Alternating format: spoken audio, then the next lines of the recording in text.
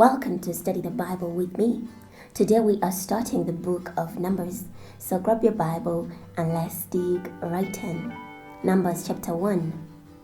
Now the Lord spoke to Moses in the tent of meeting in the wilderness of Sinai on the first day of the second month of the second year after the Israelites departed from the land of Egypt. He said, "Take a census of the entire Israelite community by their clans and families, counting the names of every individual male. You and Aaron are to number all in Israel who can serve in the army, those who are 20 years old or older by their divisions. And to help you, there is to be a man from each tribe, each man the head of his family. Now these are the names of the men who are to help you. From Reuben, Eleazar, son of Shedeur. From Simeon, Shelumiel, son of Zurishaddai. From Judah, Nashon, son of Amminadab. From Issachar, Nathanael, son of Zuar. From Zebulun, Eliab, son of Helon. From the sons of Joseph, from Ephraim, Elishama, son of Ammihud. From Manasseh, Gamaliel, son of Pedazur. From Benjamin, Abinadan, son of Gideoni. From Dan, Ahiezer, son of Ammishaddai. From Asher, Pagiel, son of Okran. From Gad, Eliasaph, son of Dwell. From Naphtali, Ahira, son of Enan. These were the ones chosen from the community, leaders of their ancestral tribes. They were the heads of the thousands of Israel.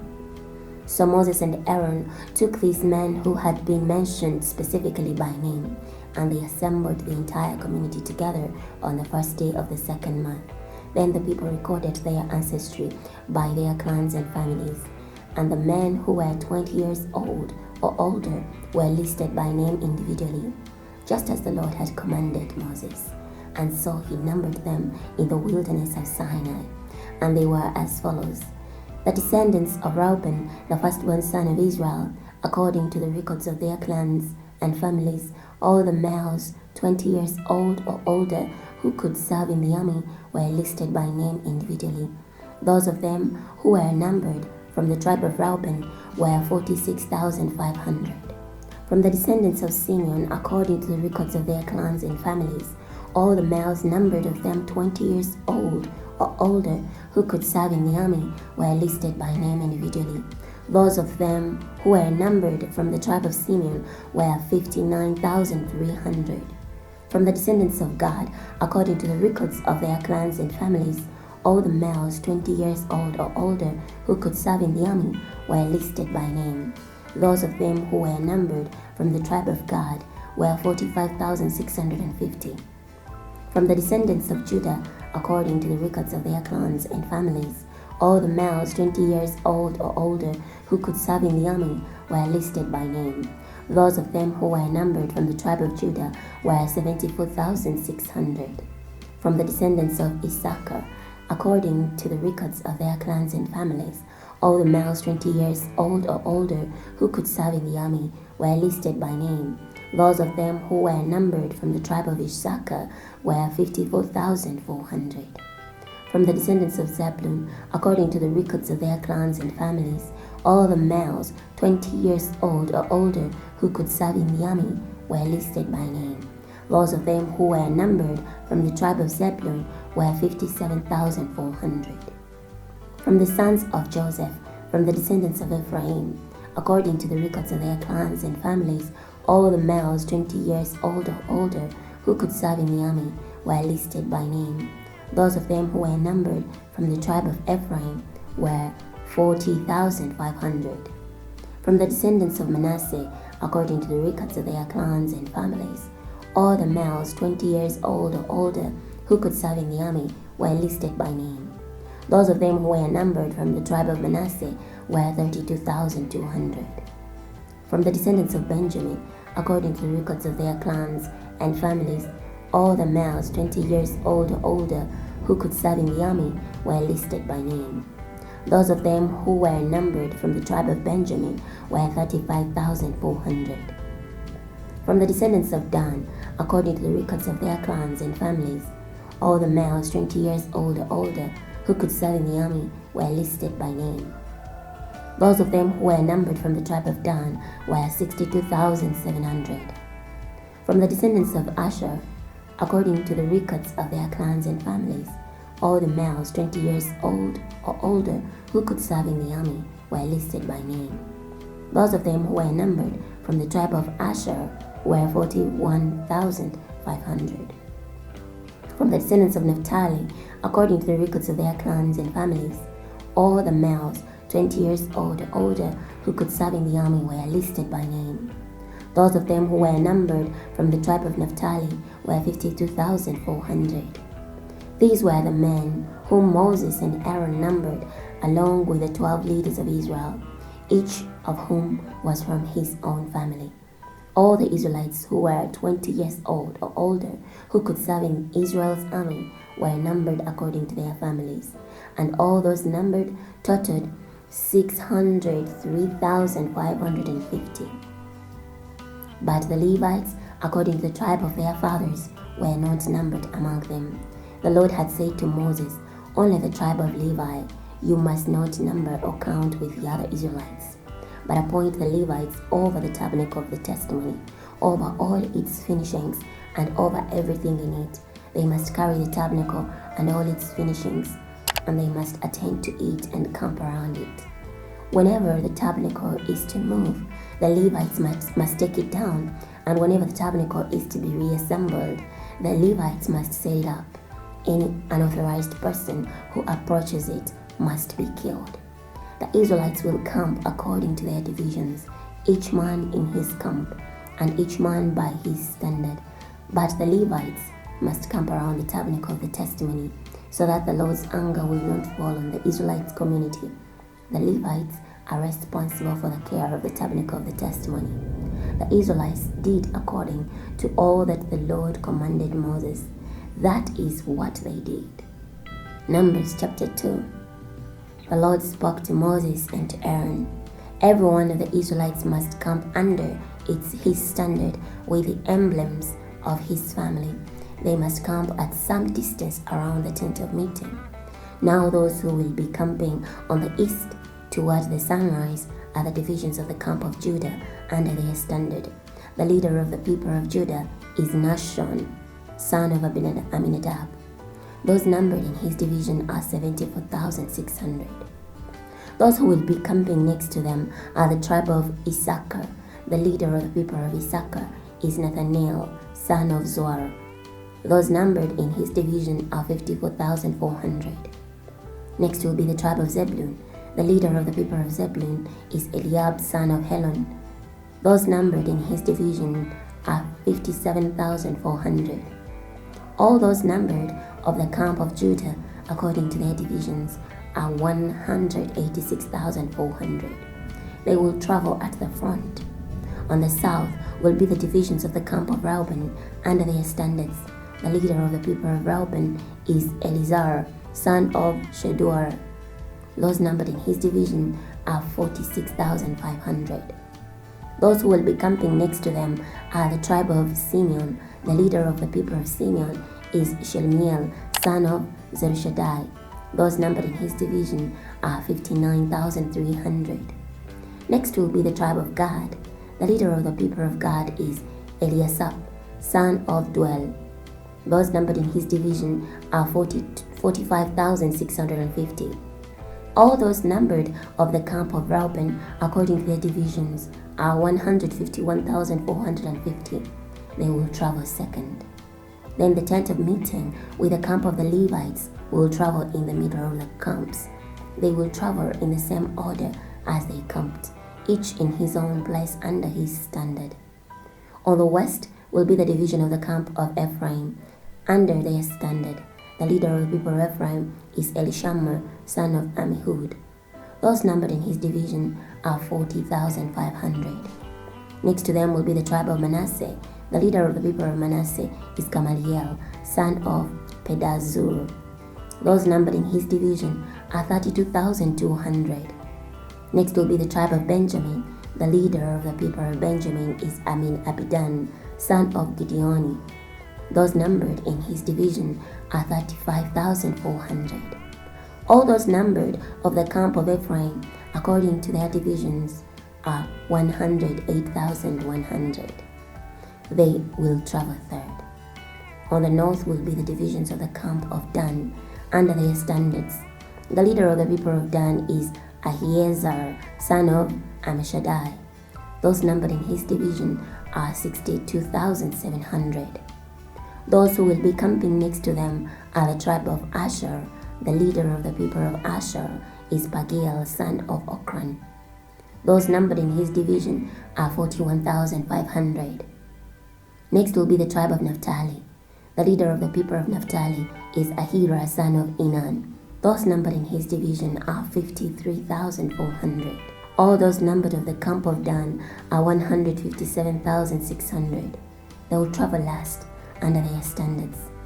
These are the Israelites, numbered according to their families. All those numbered in the camps by their divisions are 603,550. But the Levites were not numbered among the other Israelites, as the Lord commanded Moses. So the Israelites did according to all that the Lord commanded Moses. That is the way they camped under their standards, and that is the way they traveled, each with his clan and family. Numbers chapter 3. Now these are the records of Aaron and Moses when the Lord spoke with Moses on Mount Sinai. These are the names of the sons of Aaron: Nadab, the firstborn, and Abihu, Eleazar, and Ithamar. These are the names of the sons of Aaron, the anointed priests, whom he consecrated to minister as priests. Nadab and Abihu died before the Lord when they offered strange fire before the Lord in the wilderness of Sinai, and they had no children. So Eleazar and Ithamar ministered as priests in the presence of Aaron their father. The Lord spoke to Moses, "Bring the tribe of Levi near, and present them before Aaron the priest, that they may serve him. They are responsible for his needs and the needs of the whole community before the tent of meeting by attending to the service of the tabernacle. And they are responsible for all the furnishings of the tent of meeting and for the needs of the Israelites as they serve in the tabernacle. You are to assign the Levites to Aaron and his sons. They will be assigned exclusively to him out of all the Israelites. So you are to appoint Aaron and his sons, and they will be responsible for their priesthood.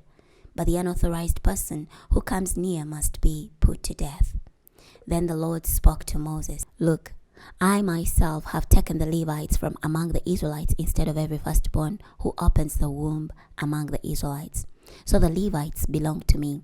Because all the firstborn are mine, when I destroyed all the firstborn in the land of Egypt, I set apart for myself all the firstborn in Israel, both man and beast. They belong to me. I am the Lord." Then the Lord spoke to Moses in the wilderness of Sinai, "Number the Levites by their clans and their families. Every male from a month old and upward you are to number." So Moses numbered them according to the word of the Lord, just as he had been commanded. These were the sons of Levi by their names: Gershon, Kohath, and Merari. These are the names of the sons of Gershon by their families: Libni and Shimei. The sons of Kohath by their families were Amram, Izhar, Hebron, and Uzziel. The sons of Merari by their families were Mahli and Mushi. These are the families of the Levites by their clans. From Gershon came the family of the Libnites and the family of the Shimeites. These were the families of the Gershonites.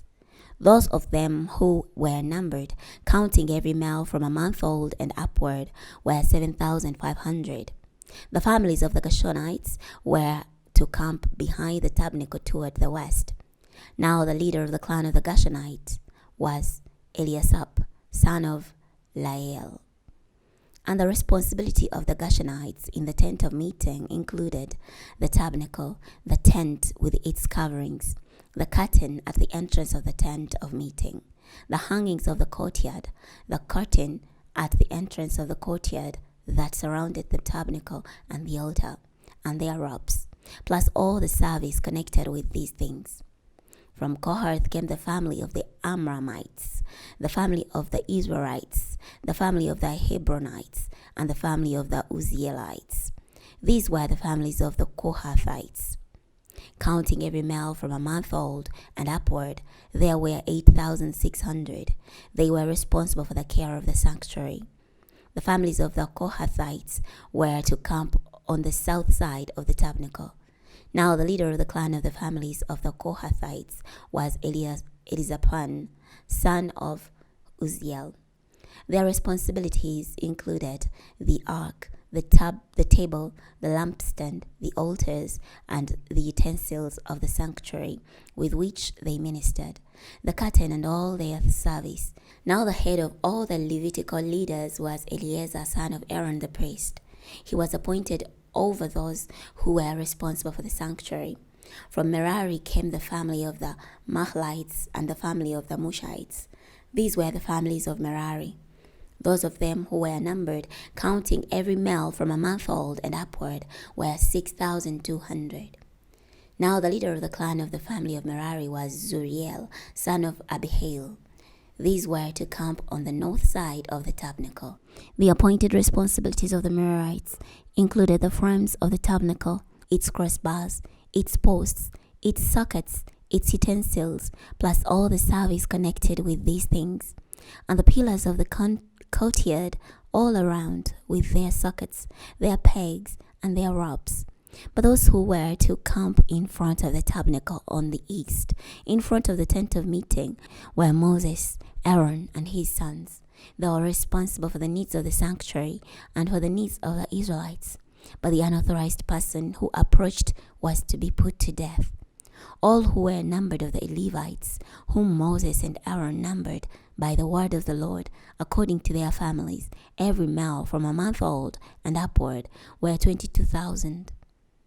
Then the Lord said to Moses, "Number all the firstborn males of the Israelites from a month old and upward, and take the number of their names, and take the Levites for me. I am the Lord, instead of all the firstborn males among the Israelites, and the livestock of the Levites instead of all the firstborn of the livestock of the Israelites." So Moses numbered all the firstborn males among the Israelites, as the Lord had commanded him, and all the firstborn males by the number of the names from a month old and upward totaled 22,273. Then the Lord spake to Moses, "Take the Levites instead of all the firstborn males among the Israelites, and the livestock of the Levites instead of their livestock, and the Levites will be mine. I am the Lord. And for the redemption of the 273 firstborn males of the Israelites who exceed the number of the Levites, collect 5 shekels for each one individually. You are to collect this amount in the currency of the sanctuary shekel. This shekel is 20 gerahs. And give the money for the redemption of the excess number of them to Aaron and his sons." So Moses took the redemption money from those who were in excess of those redeemed by the Levites. From the firstborn males of the Israelites, he collected the money, 1,365 shekels, according to the sanctuary shekel. Moses gave the redemption money to Aaron and his sons, according to the word of the Lord, as the Lord had commanded Moses. Chapter 4. Then the Lord spoke to Moses and Aaron, "Take a census of the Kohathites from among the Levites, by their families and by their clans, from 30 years old and upward to 50 years old, all who enter the company to do the work in the tent of meeting. This is the service of the Kohathites in the tent of meeting, relating to the most holy things. When it is time for the camp to journey, Aaron and his sons must come and take down the screening curtain and cover the ark of the testimony with it. Then they must put over it a covering of fine leather, and spread over that a cloth entirely of blue, and then they must insert its poles. On the tables of the presence they must spread a blue cloth, and put on it the dishes and pans, the bowls, and the pitchers for pouring, and the bread of the presence must be on it continually. They must spread over them a scarlet cloth, and cover the same with a covering of fine leather, and they must insert its poles. They must take a blue cloth and cover the lampstand of the light, with its lamps, its wick trimmers, its trays, and all its oil vessels, with which they service it. Then they must put it with all its utensils in a covering of fine leather and put it on a covering beam.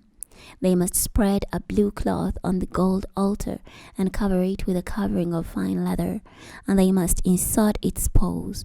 Then they must take all the utensils of the service with which they service it in the sanctuary, put them in a blue cloth, cover them with a covering of fine leather, and put them on a carrying beam. Also, they must take away the ashes from the altar and spread a purple cloth over it.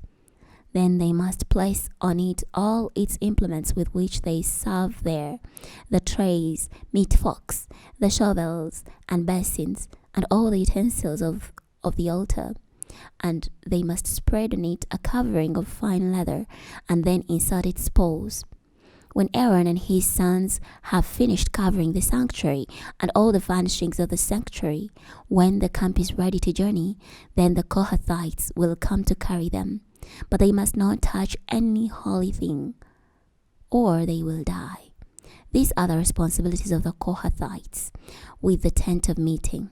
The appointed responsibility of Eleazar, son of Aaron the priest, is for the oil for the light, and the spiced incense, and the daily grain offering, and the anointing oil. He also has the appointed responsibility over all the tabernacle with all that is in it, over the sanctuary, and over all its furnishings. Then the Lord spoke to Moses and Aaron, "Do not allow the tribe of the families of the Kohathites to be cut off from among the Levites, but in order that they will live and not die when they approach the most holy things, do this for them. Aaron and his sons will go in and appoint each man to his service and his responsibility. But the Kohathites are not to go in to watch while the holy things are being covered, or they will die." Then the Lord spoke to Moses, "Also take a census of the Gershonites by their clans and by their families. You must number them from 30 years old and upward to 50 years old, all who enter the company to do the work of the tent of meeting. This is the service of the families of the Gershonites as they serve and carry it. They must carry the curtains for the tabernacle and the tent of meeting with its covering, the covering of the leather that is over it, the curtains for the entrance of the tent of meeting, the hangings for the courtyard, the curtain for the entrance of the gate of the court, which is around the tabernacle and the altar, and their wraps, along with all the furnishings for their service and everything. This is made for them, so they are to serve. All the service of the Gershonites, whether carrying loads or for any of their work, will be at the direction of Aaron and his sons.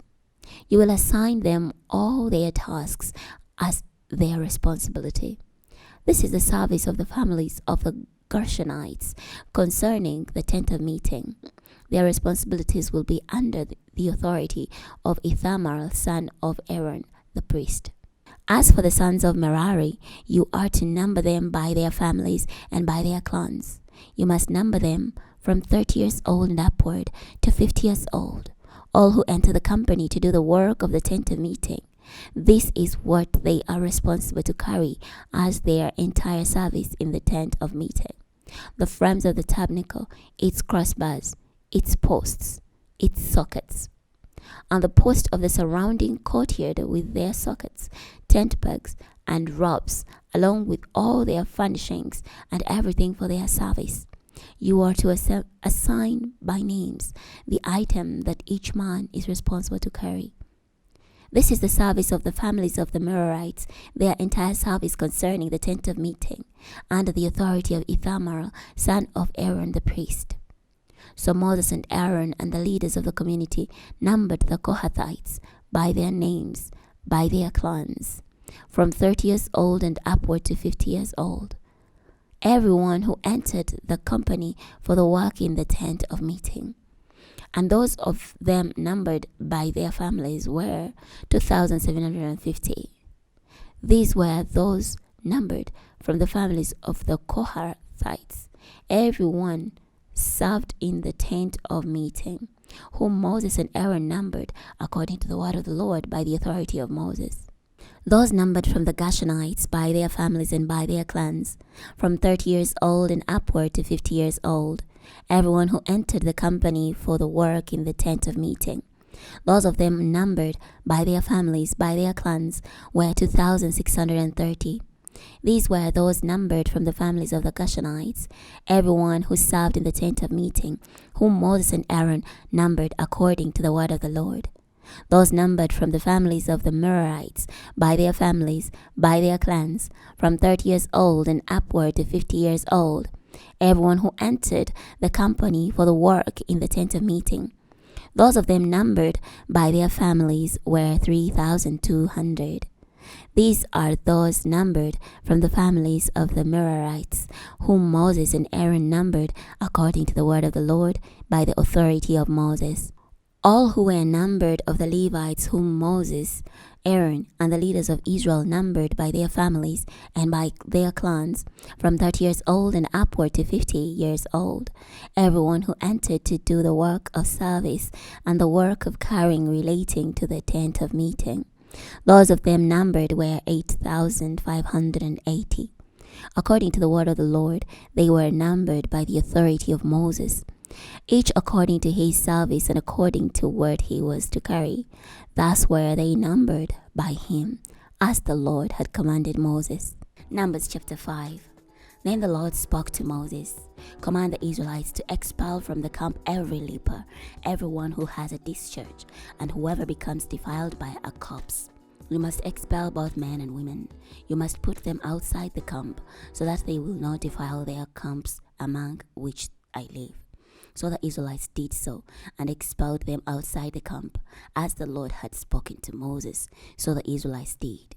Then the Lord spoke to Moses, "Tell the Israelites, when a man or a woman commits any sin that people commit, thereby breaking faith with the Lord, and that person is found guilty, then he must confess his sin that he has committed, and must make full reparation, and add 1/5 to it, and give it to whomever he wronged. But if the individual has no close relative to whom reparation can be made for the wrong, the reparation for the wrong must be paid to the Lord for the priest, in addition to the ram of atonement, by which atonement is made for him. Every offering of all the Israelites' holy things that they bring to the priest will be his. Every man's holy things will be his. Whatever any man gives the priest will be his." The Lord spoke to Moses, "Speak to the Israelites and tell them, if any man's wife goes astray and behaves unfaithfully toward him, and a man has sexual relations with her without her husband knowing it, and it is hidden that she has defiled herself, since there was no witness against her, nor was she caught, and if jealousy feelings come over him, and he becomes suspicious of his wife when she is defiled, or if jealousy feelings come over him, and he becomes suspicious of his wife when she is not defiled, then the man must bring his wife to the priest, and he must bring the offering required for her, 1/10 of an ephah of barley meal. He must not pour olive oil on it, or put frankincense on it, because it is a grain offering of suspicion, a grain offering for remembering, for bringing iniquity to remembrance. Then the priest will bring her near and have her stand before the Lord. The priest will then take holy water in the pottery jar, and take some of the dust that is on the floor of the tabernacle, and put it into the water. Then the priest will have the woman stand before the Lord, and cover the woman's head, and put the grain offering for remembering in her hands, which is the grain offering of suspicion. The priest will hold in his hand the bitter water that brings a curse. Then the priest will put the woman under oath, and say to her, "If no other man has had sexual relations with you, and if you have not gone astray and become defiled while under your husband's authority, may you be free from this bitter water that brings a curse. But if you have gone astray while under your husband's authority, and if you have defiled yourself, and some man other than your husband has had sexual relations with you, then the priest will put the woman under the oath of the curse, and will say to her, The Lord make you an attested curse among your people. If the Lord makes your thigh fall away and your abdomen swell, and this water that causes the curse will go into your stomach and make your abdomen swell and your thigh rot, then the woman must say, Amen, Amen. Then the priest will write these curses on a scroll and then scrape them off into the bitter water. He will make the woman drink the bitter water that brings a curse, and the water that brings a curse will enter her to produce bitterness. The priest will take the grain offering of suspicion from the woman's hand, weave the grain offering before the Lord, and bring it to the altar. Then the priest will take a handful of the grain offering as its memorial portion, burn it on the altar, and afterward make the woman drink the water. When he has made her drink the water, then, if she has defiled herself and behaved unfaithfully toward her husband, the water that brings a curse will enter her to produce bitterness. Her abdomen will swell, her thigh will fall away, and the woman will produce a curse among her people. But if the woman has not defiled herself and is clean, then she will be free of ill effects and will be able to bear children. This is the law of cases of jealousy, when a wife, while under her husband's authority, goes astray and defiles herself, or when jealousy feelings come over a man and he becomes suspicious of his wife. Then he must have the woman stand before the Lord, and the priest will carry out all this law upon her. Then the man will be free from iniquity, but that woman will bear the consequences of her iniquity. Chapter 6. Then the Lord spoke to Moses, Speak to the Israelites and tell them, when either a man or a woman takes a special vow, to take a vow as a Nazirite to separate himself to the Lord, he must separate himself from wine and strong drink. He must drink neither vinegar made from wine, nor vinegar made from strong drink. Nor may he drink any juice of grapes, nor eat fresh grapes or raisins. All the days of his separation he must not eat anything that is produced by the grapevine, from seed to skin. All the days of the vow of his separation no razor may be used on his head, until the time is fulfilled for which he separated himself to the Lord. He will be holy, and he must let the locks of hair on his head grow long. All the days that he separates himself to the Lord, he must not contact a dead body.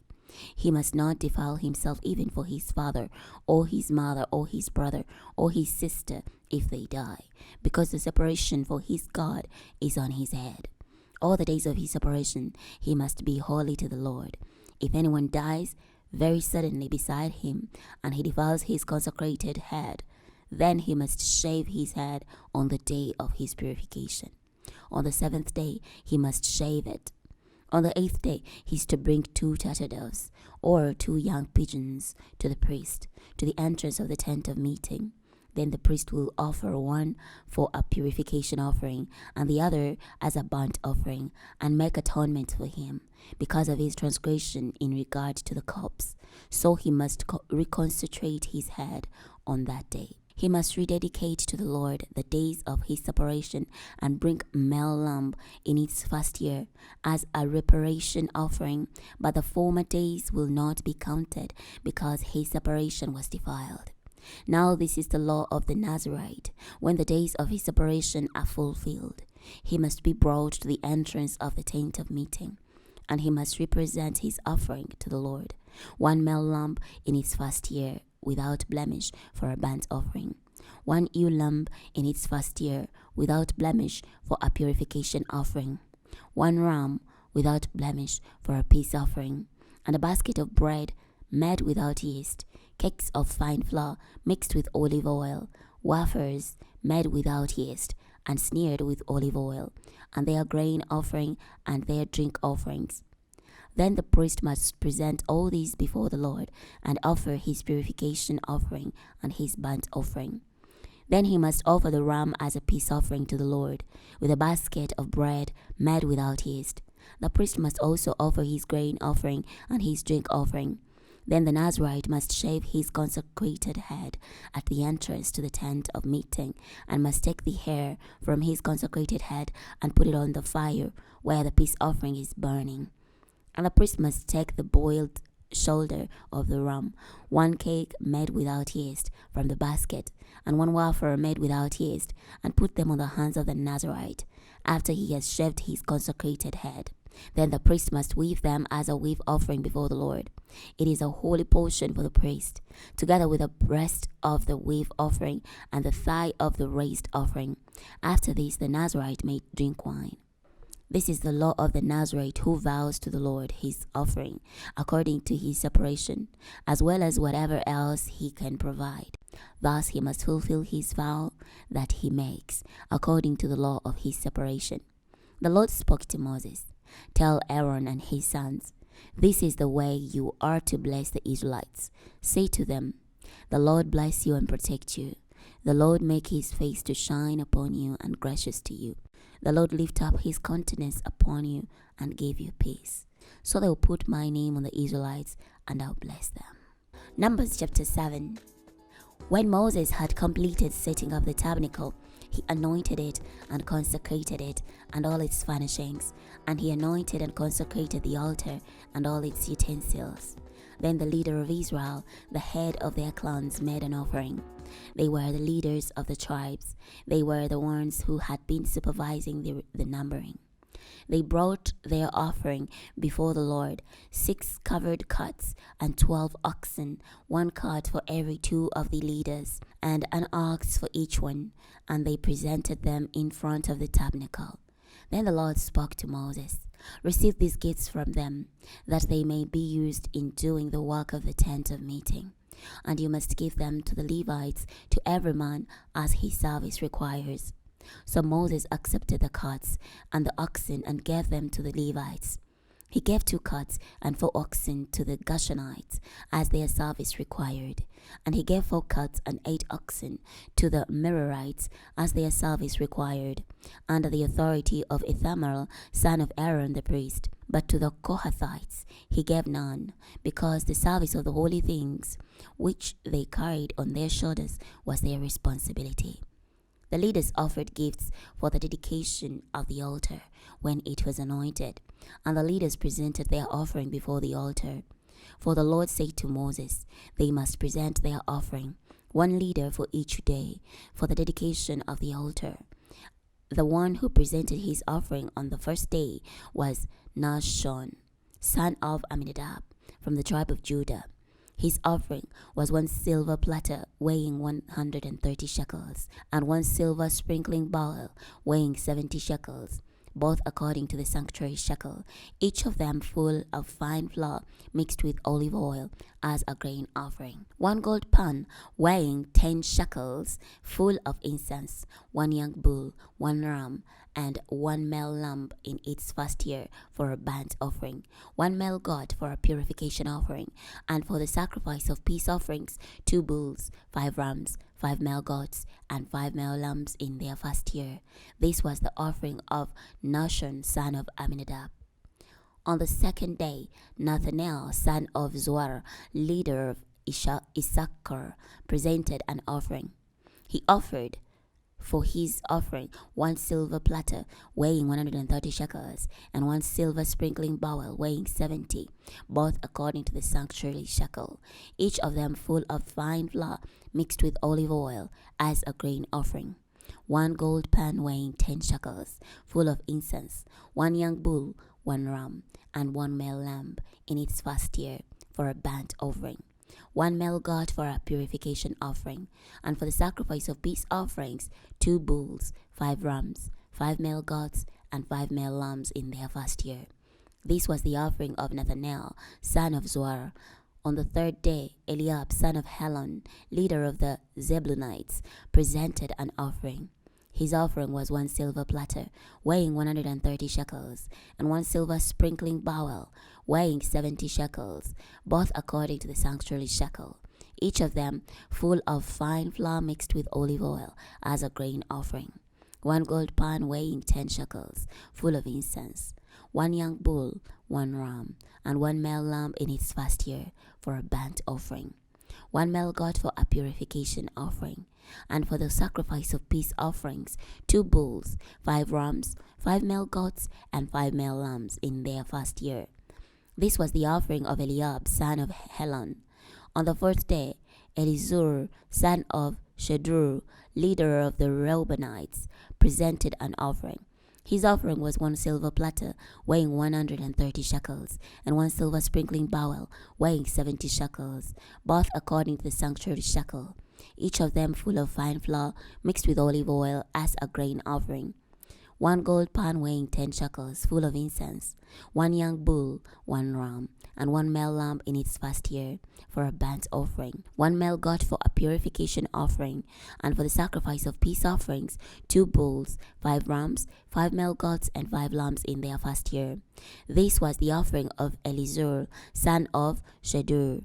On the 50th day, Shelumiel, son of Zurishaddai, leader of the Simeonites, presented an offering.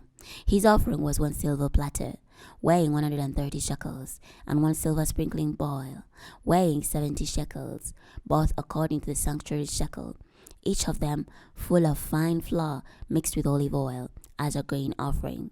1 gold pan weighing 10 shekels, 1 young bull, 1 ram, and 1 male lamb in its first year, for a burnt offering. 1 male goat for a purification offering, and for the sacrifice of peace offerings, 2 bulls, 5 rams, 5 male goats, and 5 lambs in their first year. This was the offering of Shelomiel, son of Zurishaddai.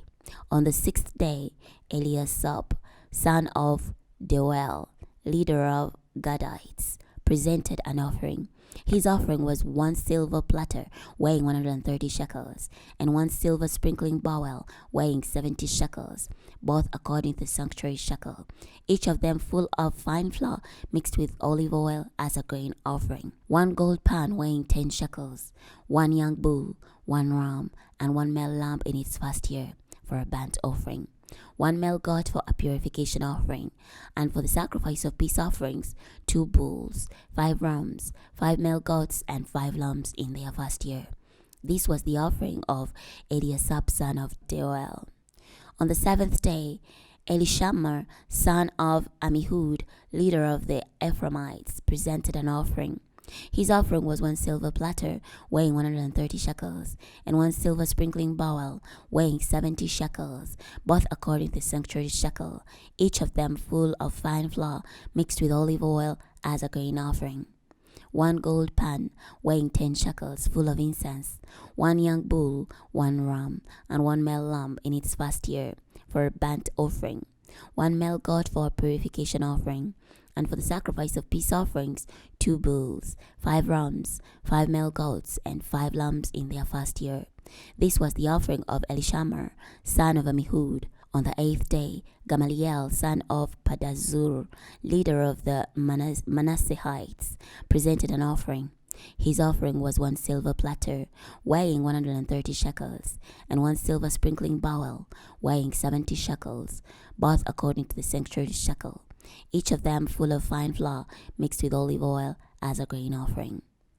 1 gold pan weighing 10 shekels, full of incense, 1 young bull, 1 ram, 1 male lamb in its first year, for a burnt offering. 1 male goat for a purification offering, and for the sacrifice of peace offerings, 2 bulls, 5 rams, 5 male goats, and 5 lambs in their first year. This was the offering of Gamaliel, son of Pedazur. On the 9th day, Abinadan, son of Gideoni, leader of the Benjamites, presented an offering. His offering was 1 silver platter, weighing 130 shekels, and 1 silver sprinkling bowl, weighing 70 shekels, both according to the sanctuary shekel, each of them full of fine flour mixed with olive oil, as a grain offering. 1 gold pan weighing 10 shekels, full of incense, 1 young bull, 1 ram, and 1 male lamb in its first year, for a burnt offering, 1 male goat for a purification offering, and for the sacrifice of peace offerings, 2 bulls, 5 rams, 5 male goats, and 5 lambs in their first year. This was the offering of Abidan, son of Gideoni. On the 10th day, Ahiezer, son of Ammishaddai, leader of the Danites, presented an offering. His offering was 1 silver platter, weighing 130 shekels, and 1 silver sprinkling bowl, weighing 70 shekels, both according to the sanctuary shekel, each of them full of fine flour mixed with olive oil as a grain offering. 1 gold pan weighing 10 shekels, full of incense. 1 young bull, 1 ram, and 1 male lamb in its first year for a burnt offering. 1 male goat for a purification offering. And for the sacrifice of peace offerings, 2 bulls, 5 rams, 5 male goats, and 5 lambs in their first year. This was the offering of Ahiezer, son of Ammishaddai. On the 11th day, Pagiel, son of Ochran, leader of the Asherites, presented an offering. His offering was 1 silver platter weighing 130 shekels, and 1 silver sprinkling bowl weighing 70 shekels, both according to the sanctuary shekel, each of them full of fine flour mixed with olive oil as a grain offering. 1 gold pan weighing 10 shekels, full of incense. 1 young bull, 1 ram, and 1 male lamb in its first year for a burnt offering. 1 male goat for a purification offering, and for the sacrifice of peace offerings, 2 bulls, 5 rams, 5 male goats, and 5 lambs in their first year. This was the offering of Pagiel, son of Ochran. On the 12th day, Ahira, son of Enan, leader of Naphtalites, presented an offering. His offering was 1 silver platter weighing 130 shekels, and 1 silver sprinkling bowl weighing 70 shekels, both according to the sanctuary shekel, each of them full of fine flour mixed with olive oil as a grain offering. 1 gold pan weighing 10 shekels, 1 young bull, 1 ram, and 1 male lamb in its first year for a burnt offering. 1 male goat for a purification offering, and for the sacrifice of peace offerings, 2 bulls, 5 rams, 5 male goats, and the 5 lambs in their first year. This was the offering of Ahira, son of Enan. This was the dedication for the altar from the leaders of Israel when it was anointed: 12 silver platters, 12 silver sprinkling bowls, and 12 gold pans. Each silver platter weighed 130 shekels, and each silver sprinkling bowl weighed 70 shekels. All the silver of the vessels weighed 2,400 shekels, according to the sanctuary shekel. The 12 gold pans full of incense weighed 10 shekels each, according to the sanctuary shekel. All the gold of the pans weighed 120 shekels. All the animals for the burnt offering were 12 young bulls, 12 rams, 12 male lambs in their first year with their grain offering, and 12 male goats for a purification offering. All the animals for the sacrifice for the peace offering were 24 young bulls, 60 rams, 60 male goats, and 60 lambs in their first year. These were the dedication offerings for the altar after it was anointed. Now when Moses went into the tent of meeting to speak with the Lord, he heard the voice speaking to him from above the atonement lid that was on the ark of the testimony, from between the 2 cherubim. Thus he spoke to him. Numbers chapter 8. The Lord spoke to Moses, "Speak to Aaron and tell him, when you set up the lamps, the 7 lamps are to give light in front of the lampstand." And Aaron did so. He set up the lamps to face toward the front of the lampstand, as the Lord commanded Moses. This is how the lampstand was made. It was beaten work in gold. From its shaft to its flowers, it was beaten work, according to the pattern which the Lord had shown Moses. So he made the lampstand. Then the Lord spoke to Moses, "Take the Levites from among the Israelites and purify them, and do this to them to purify them. Sprinkle water of purification on them. Then have them shave all their body and wash their clothes, and so purify themselves. Then they are to take a young bull with its grain offering of fine flour mixed with olive oil, and you are to take a second young bull for a purification offering. You are to bring the Levites before the tent of meeting and assemble the entire community of the Israelites. Then you are to bring the Levites before the Lord, and the Israelites are to lay their hands on the Levites.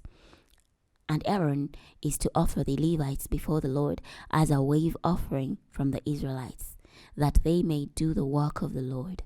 When the Levites lay their hands on the heads of the bulls, offer the one for a purification offering and the other for a whole burnt offering to the Lord, to make atonement for the Levites.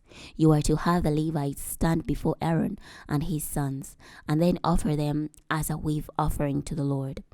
And so you are to separate the Levites from among the Israelites, and the Levites will be mine. After this, the Levites will go in to do the work of the tent of meeting. So you must cleanse them and offer them like a wave offering.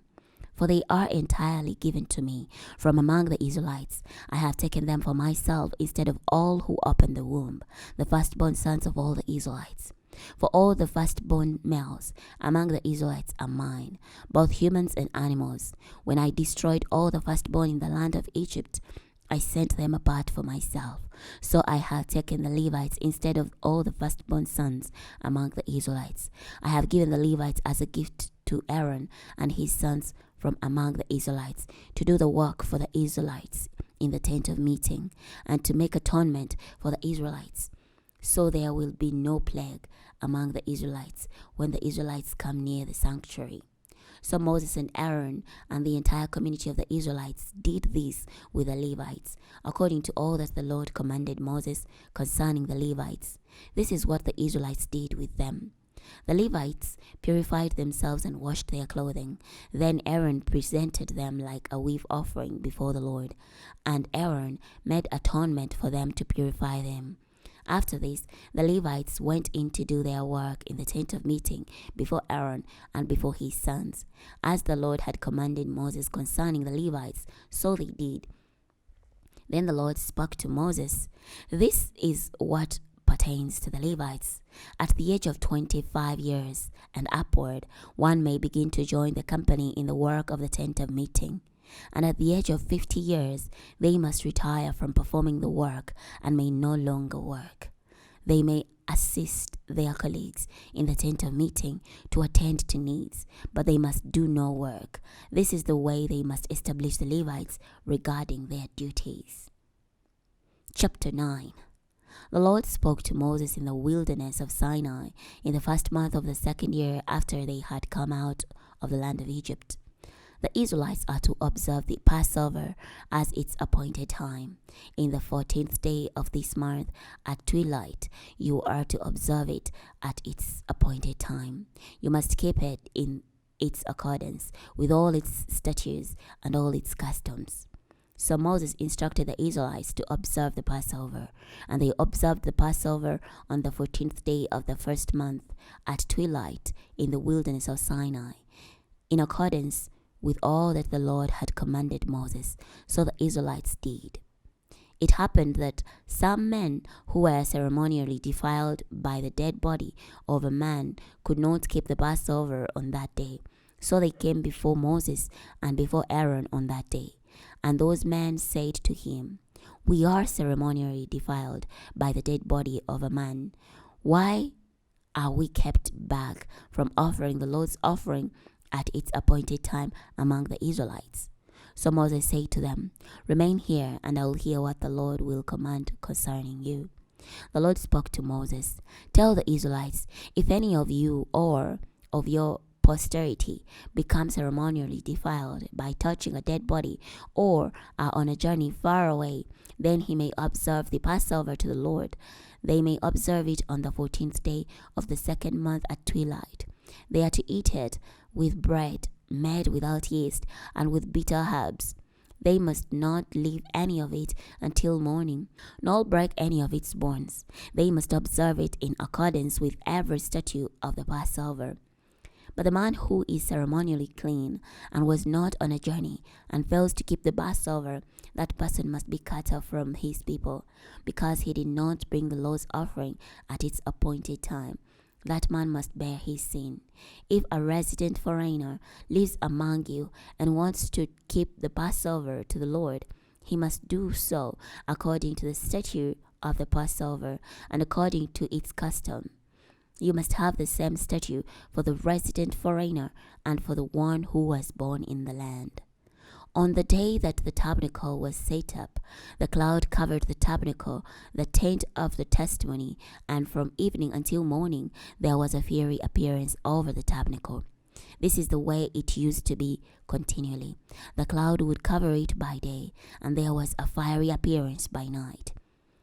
Whenever the cloud was taken up from the tabernacle, then after that the Israelites would begin their journey, and in whatever place the cloud settled, there the Israelites would make camp.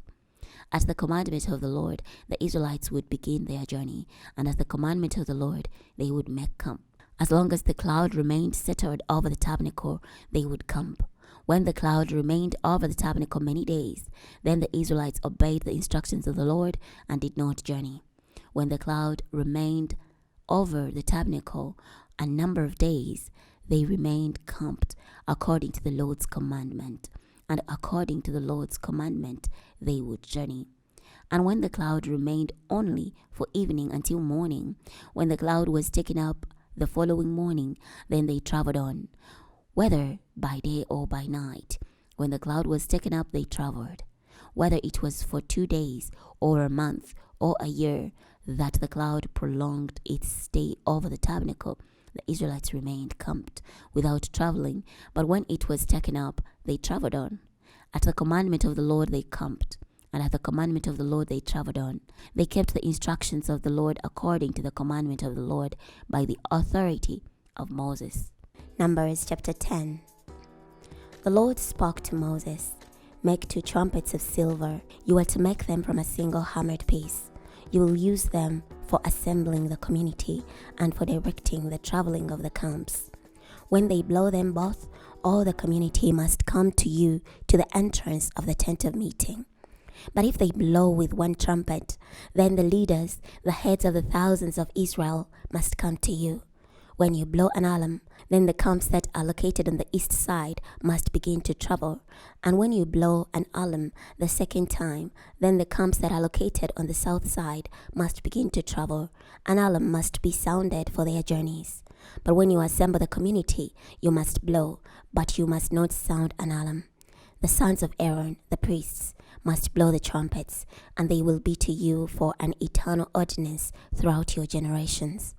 If you go to war in your land against an adversary who opposes you, then you must sound an alarm with the trumpets, and you will be remembered before the Lord your God, and you will be saved from your enemies. Also in the time when you rejoice, such as on your appointed festivals or at the beginnings of your month, you must blow with your trumpets over your burnt offerings and over the sacrifices of your peace offerings, so that they may become a memorial for you before your God. I am the Lord your God. On the 20th day of the 2nd month, in the 2nd year, the cloud was taken up from the tabernacle of the testimony. So the Israelites set out on their journeys from the wilderness of Sinai, and the cloud settled in the wilderness of Paran. This was the first time they set out on their journey according to the commandment of the Lord by the authority of Moses. The standard of the camp of the Judahites set out first according to their companies, and over his company was Nashon, son of Amminadab. Over the company of the tribe of Issacharites was Nathanael, son of Zuar, and over the company of the tribe of the Zebulonite was Elion, son of Helon. Then the tabernacle was dismantled, and the sons of Gershon and the sons of Merari set out, carrying the tabernacle. The standard of the camp of Reuben set out according to their companies. Over his company was Elizur, son of Shedur. Over the company of the tribe of the Simeonites was Shulemiel, son of Zurushadai. And over the company of the tribe of the Gadites was Elisap, son of Duel. And the Kohathites set out, carrying the articles for the sanctuary. The tabernacle was to be set up before they arrived.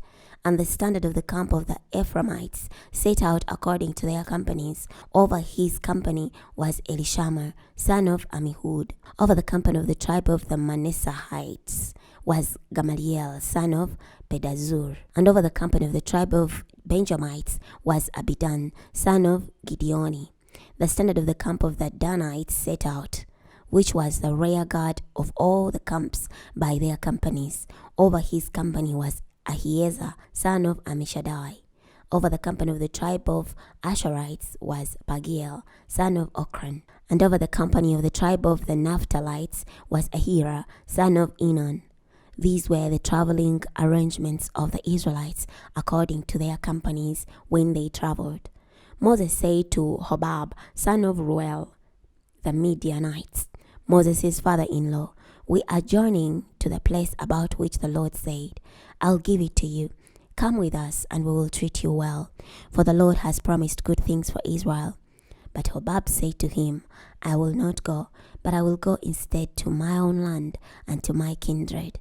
Moses said, "Do not leave us, because you know places for us to camp in the wilderness, and you could be our guide.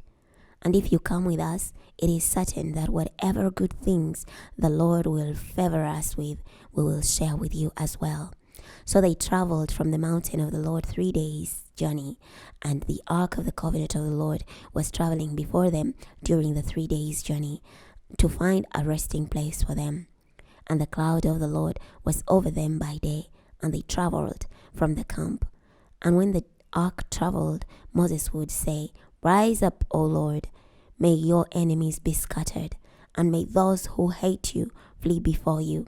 And when it came to rest, he would say, "Return, O Lord, to the many thousands of Israel." Chapter 11. When the people complained, it displeased the Lord.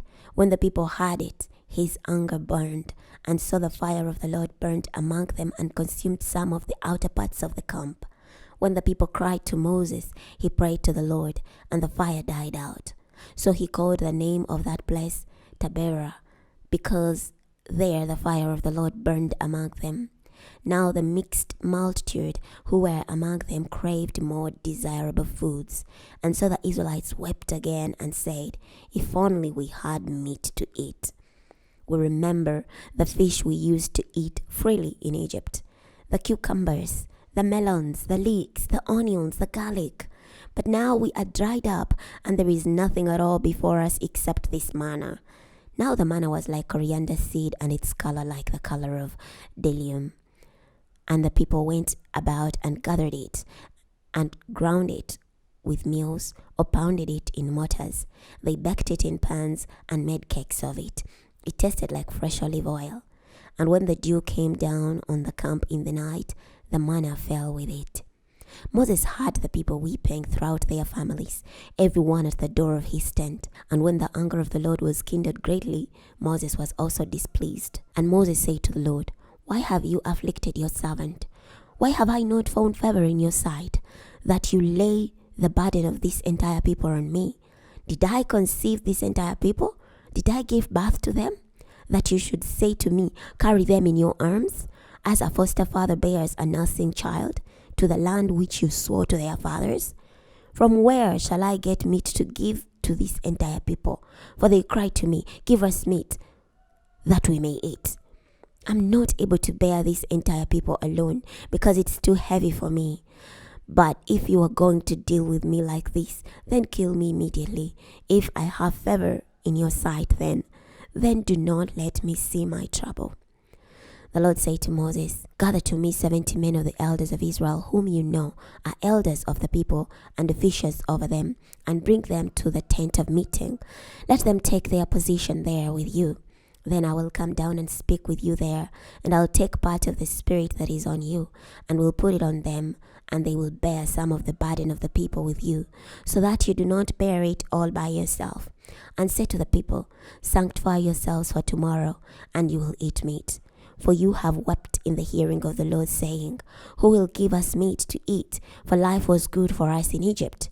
Therefore the Lord will give you meat, and you will eat. You will eat, not just 1 day, nor 2 days, nor 5 days, nor 10 days, nor 20 days, but a whole month. When it comes out your nostrils and makes you sick, because you have despised the Lord who is among you, and have wept before him, saying, 'Why did we ever come out of Egypt?' Moses said, 'The people around me are 600,000 on food. But you say, I'll give them meat, that they may eat for a whole month. Would they have enough if the flocks and herds were slaughtered for them? If all the fish of the sea were caught for them, would they have enough?' And the Lord said to Moses, 'Is the Lord's hand shortened? Now you will see whether my word to you will come true or not.' So Moses went out and told the people the words of the Lord. Then he gathered 70 men of the elders of the people and had them stand around the tabernacle. And the Lord came down in the cloud and spoke to them. And he took some of the spirit that was on Moses and put it on the 70 elders.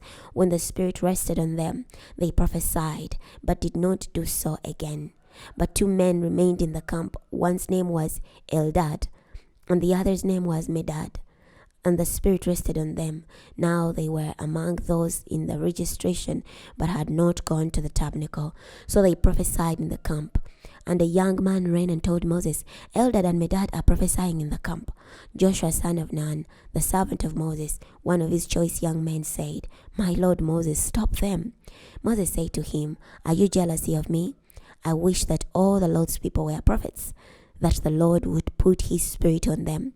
Then Moses returned to the camp along with the elders of Israel. Now a wind went out from the Lord and brought quails from the sea and let them fall near the camp, about a day's journey on their side and about a day's journey on the other side, all around the camp, and about 3 feet high on the surface of the ground.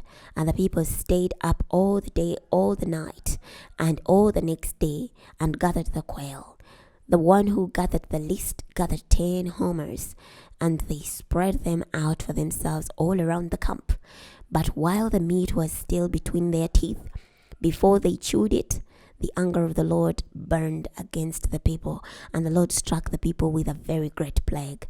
So the name of that place was called Kibroth Hattaavah, because there they buried the people that craved different food.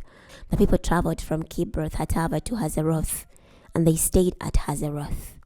Numbers chapter 12. Then Miriam and Aaron spoke against Moses because of the Cushite woman he had married, for he had married an Ethiopian woman. They said, Has the Lord only spoken through Moses? Has he not also spoken through us? And the Lord had it. Now the man Moses was very humble, more than any man on the face of the earth. The Lord spoke immediately to Moses, Aaron, and Miriam. The 3 of you come to the tent of meeting. So the 3 of them went, and the Lord came down in a pillar of a cloud and stood at the entrance of the tent. He then called Aaron and Miriam, and they both came forward. The Lord said, Hear now my words.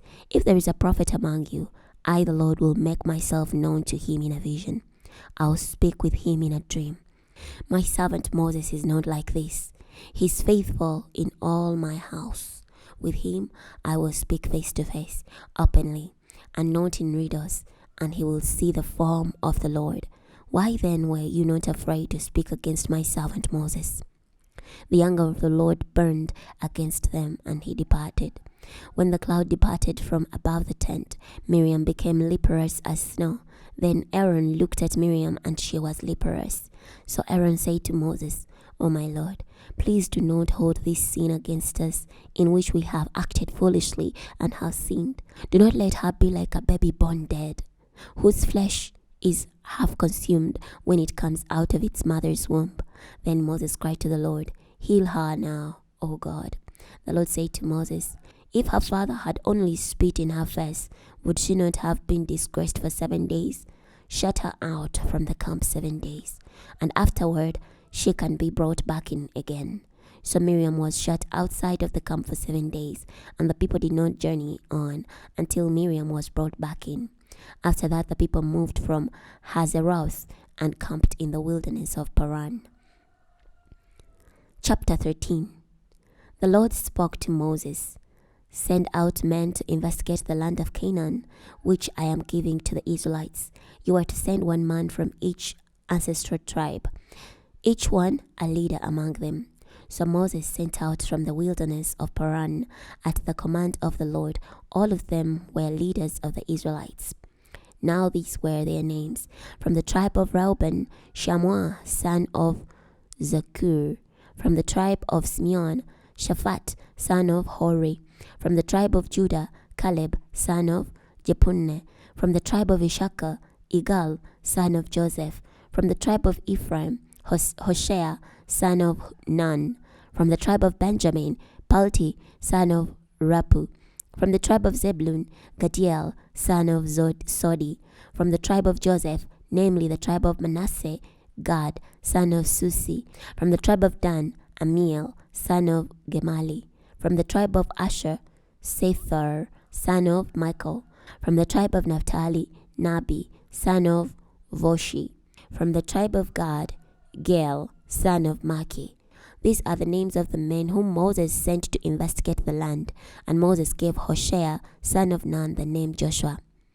When Moses sent them to investigate the land of Canaan, he told them, "Go up through the Negev, and then go up into the hill country, and see what the land is like, and whether the people who live in it are strong or weak, few or many, and whether the land they live in is good or bad, and whether the cities they inhabit are like camps of fortified cities, and whether the land is rich or poor, and whether or not there are forests in it, and be brave, and bring back some of the fruits of the land."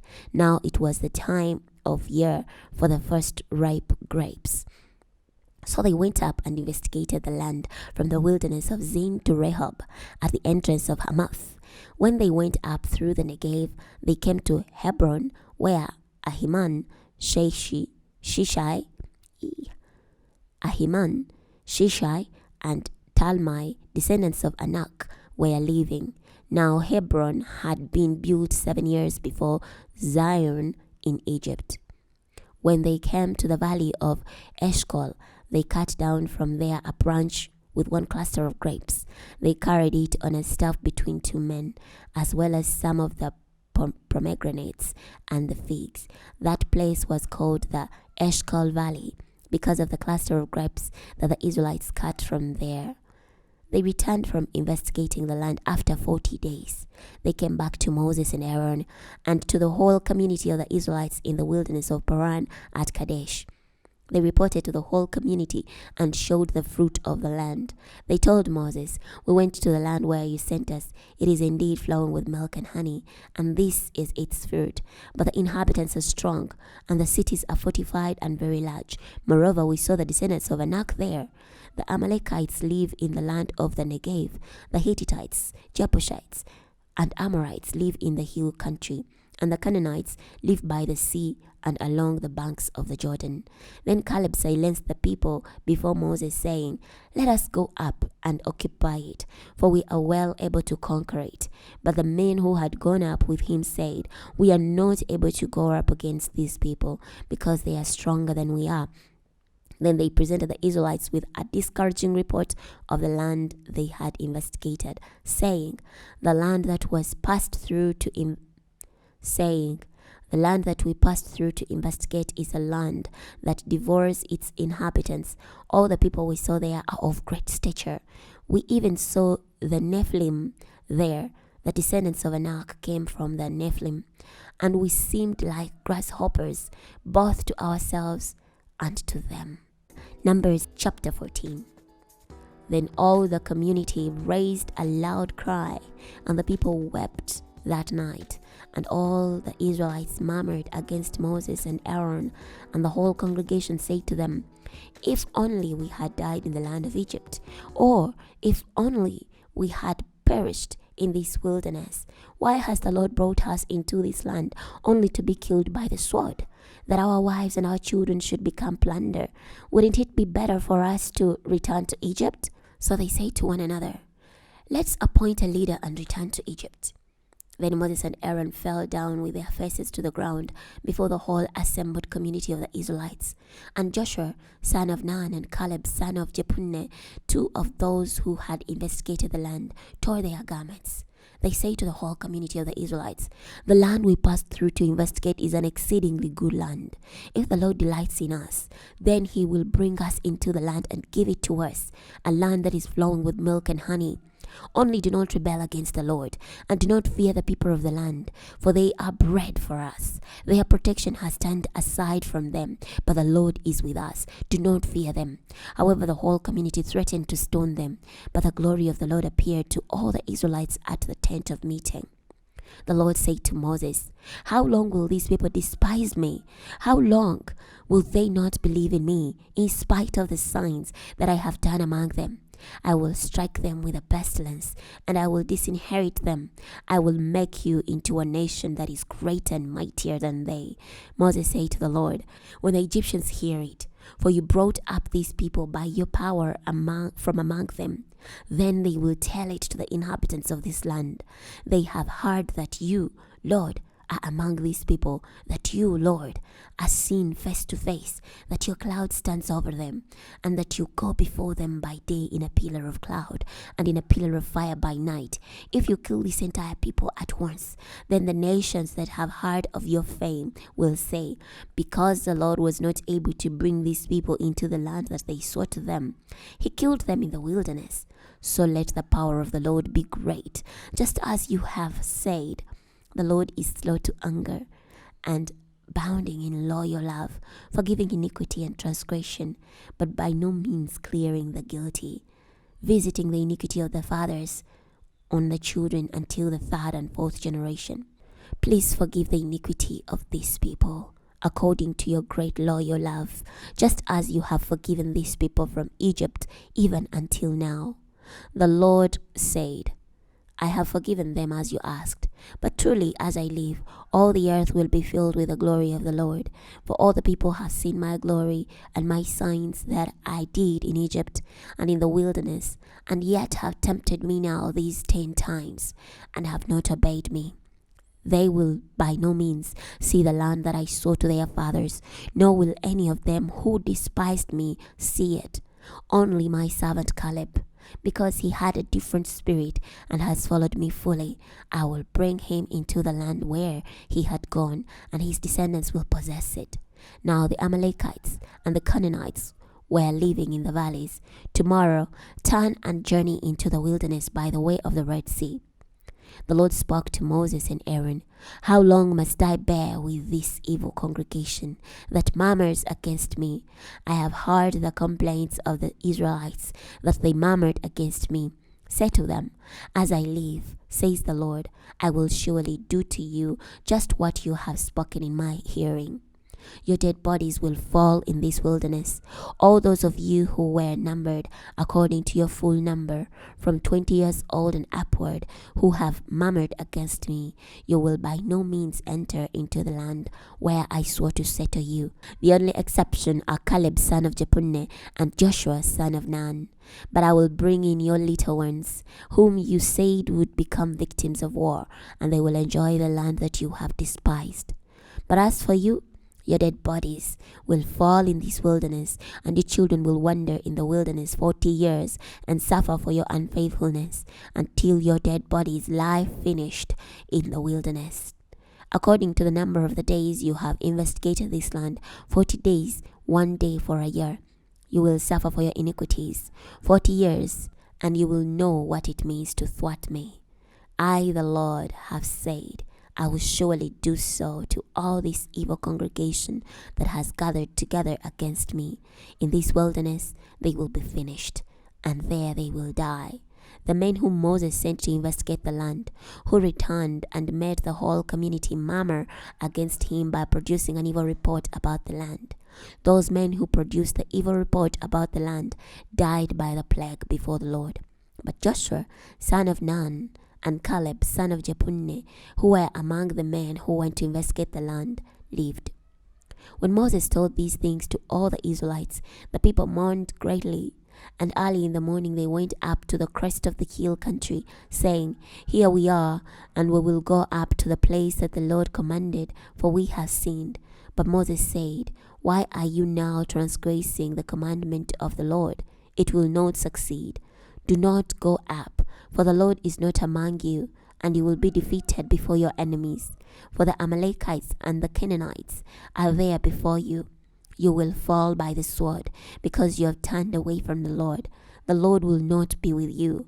But they dared to go up to the crest of the hill, although neither the ark of the covenant of the Lord nor Moses departed from the camp. So the Amalekites and the Canaanites who lived in that hill country swept down and attacked them as far as Homer. Chapter 15. The Lord spoke to Moses, Speak to the Israelites and tell them, When you enter the land where you are to live, which I'm giving you, and you make an offering by fire to the Lord from the heart or from the flock, whether a burnt offering or a sacrifice for discharging a vow, or as a freewill offering, or in your solemn feasts, to create a pleasing aroma to the Lord. Then the one who presents his offering to the Lord must bring a grain offering of 1/10 of an ephah of finely ground flour mixed with 1/4 of a hin of olive oil. You must also prepare 1/4 of a hin of wine for a drink offering, with a burnt offering or the sacrifice for each lamb. Or for a ram, you must prepare as a grain offering 2/10 of an ephah of finely ground flour mixed with 1/3 of a hin of olive oil. And for a drink offering, you must offer 1/3 of a hin of wine as a pleasing aroma to the Lord. And when you prepare a young bull as a burnt offering or a sacrifice for discharging a vow, or as a peace offering to the Lord, then a grain offering of 3/10 of an ephah of finely ground flour mixed with half a hin of olive oil must be presented with a young bull. And you must present as the drink offering half a hin of wine with the fire offering as a pleasing aroma to the Lord. This is what is to be done for each ox, or each ram, or each of the male lambs or the goats. You must do so for each one according to the number that you prepare. Every native-born person must do these things in this way to present an offering made by fire as a pleasing aroma to the Lord.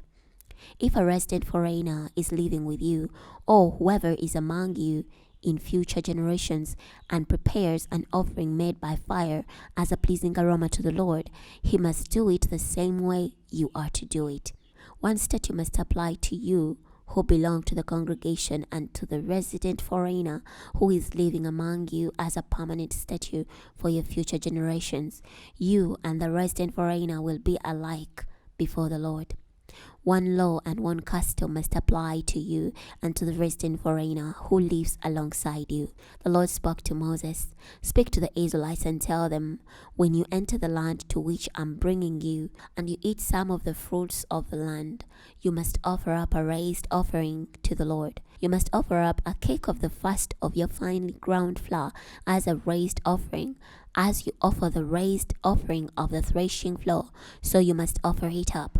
You must give to the Lord some of the first of your finely ground flour as a raised offering in your future generations. If you sin unintentionally and do not observe all these commandments that the Lord has spoken to Moses, or that the Lord has commanded you by the authority of Moses from the day that the Lord commanded Moses and continuing through your future generations, then if anything is done unintentionally without the knowledge of the community, the whole community must prepare one young bull for a burnt offering. For a burnt offering, for a pleasing aroma to the Lord, along with its grain offering and its customary drink offering, and one male goat for a purification offering. And the priest is to make atonement for the whole community of the Israelites, and they will be forgiven, because it's unintentional, and they have brought their offering, an offering made by fire to the Lord, and their purification offering before the Lord for their unintentional offense. And the whole community of the Israelites and the resident foreigner who lives among them will be forgiven, since all the people were involved in the unintentional offense. If any person sins unintentionally, then he must bring a yearly female goat for a purification offering. And the priest must make atonement for the person who sins unintentionally, when he sins unintentionally before the Lord, to make atonement for him, and he will be forgiven. You must have one law for the person who sins unintentionally, both for the native born among the Israelites and for the resident foreigner who lives among them. But the person who acts defiantly, whether native born or a resident foreigner, insults the Lord, that person must be cut off from among his people. Because he has despised the word of the Lord and has broken his commandment, that person must be completely cut off. His iniquity will be on him. When the Israelites were in the wilderness, they found a man gathering wood on a Sabbath day.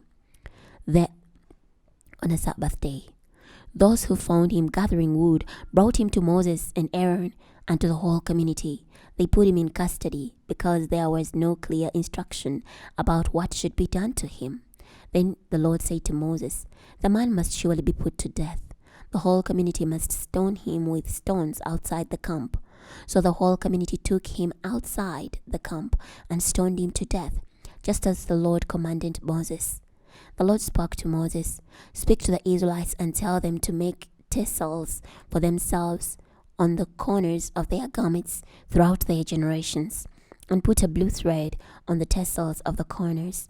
You must have these tassels so that you may look at it and remember all the commandments of the Lord and obey them, and so that you do not follow after your own heart and your own eyes that lead you to unfaithfulness. Thus you will remember and obey all my commandments and be holy to your God. I am the Lord your God, who brought you out of the land of Egypt to be your God. I am the Lord your God." Numbers chapter 16. Now Korah, son of Izhar, the son of Kohath, the son of Levi, and Dathan and Abiram, the sons of Eliab, and On, son of Peleth, who were Reubenites, took men and rebelled against Moses, along with some of the Israelites, 250 leaders of the community, chosen from the assembly, famous men. And they assembled against Moses and Aaron, saying to them, "You took too much upon yourselves, seeing that the whole community is holy, every one of them, and the Lord is among them. Why then do you exalt yourselves above the community of the Lord?" When Moses heard it, he fell down with his face to the ground. Then he said to Korah and to all his company, "In the morning the Lord will make known who are his and who is holy. He will cause that person to approach him. The person he has chosen, he will cause to approach him. Do this, Korah, you and all your company. Take censers, put fire in them, and set incense on them before the Lord tomorrow, and the man whom the Lord chooses will be holy. You take too much upon yourselves, you sons of Levi." Moses said to Korah, "Listen now, you sons of Levi. Does it seem too small a thing to you that the God of Israel has separated you from the community of Israel to bring you near to himself, to perform the service of the tabernacle of the Lord, and to stand before the community to minister to them? He has brought you near, and all your brothers, the sons of Levi, with you. Do you now seek the priesthood also? Therefore, you and all your company have assembled together against the Lord. And Aaron, what is he that you murmur against him?" Then Moses summoned Dathan and Abiram, the sons of Eliab, but they said, "We will not come up. Is it a small thing that you have brought us up out of the land that flows with milk and honey to kill us in the wilderness? Now you want to make yourself a prince over us? Moreover, you have not brought us into a land that flows with milk and honey, nor given us an inheritance of fields and vineyards. Do you think you can blind these men? We will not come up." Moses was very angry, and he said to the Lord, "Have no respect for their offering. I have not taken so much as one donkey from them, nor have I harmed any one of them." Then Moses said to Korah, "You and all your company present yourselves before the Lord, you and they and Aaron tomorrow, and each of you take his censer, put incense in it, and then each of you present his censer before the Lord. 250 censers along with you, and Aaron, each of you with his censer." So everyone took his censer, put fire in it, and set incense on it, and stood at the entrance of the tent of meeting with Moses and Aaron. When Korah assembled the whole community against them at the entrance of the tent of meeting, then the glory of the Lord appeared to the whole community. The Lord spoke to Moses and Aaron, "Separate yourselves from among this community, that I may consume them in an instant." Then they threw themselves down with their faces to the ground and said, "O God, the God of the spirits of all people, will you be angry with the whole community when only one man sins?" So the Lord spoke to Moses, "Tell the community, get away from around the homes of Korah, Dathan, and Abiram." Then Moses got up and went to Dathan and Abiram, and the elders of Israel went after him. And he said to the community, "Move away from the tents of these wicked men, and do not touch anything that they have, lest you be destroyed because of all their sins." So they got away from the homes of Korah, Dathan, and Abiram on every side. And Dathan and Abiram came out and stationed themselves in the entrances of their tents with their wives, their children, and their toddlers. Then Moses said, "This is how you will know that the Lord has sent me to do all these works, for I have not done them of my own will. If these men die a natural death, or if they share the fate of all men, then the Lord has not sent me. But if the Lord has something entirely new, and the earth opens its mouth and swallows them up along with all that they have, and they go down alive to the grave, then you will know that these men have despised the Lord." When he had finished speaking all these words, the ground that was under them split open, and the earth opened its mouth and swallowed them, along with their households, and all Korah's men, and all their goods. They and all that they had went down alive into the pit, and the earth closed over them, so they perished from among the community. All the Israelites who were around them fled at their cry, for they said, "What if the earth swallows us too?" Then a fire went out from the Lord and devoured the 250 men who offered incense.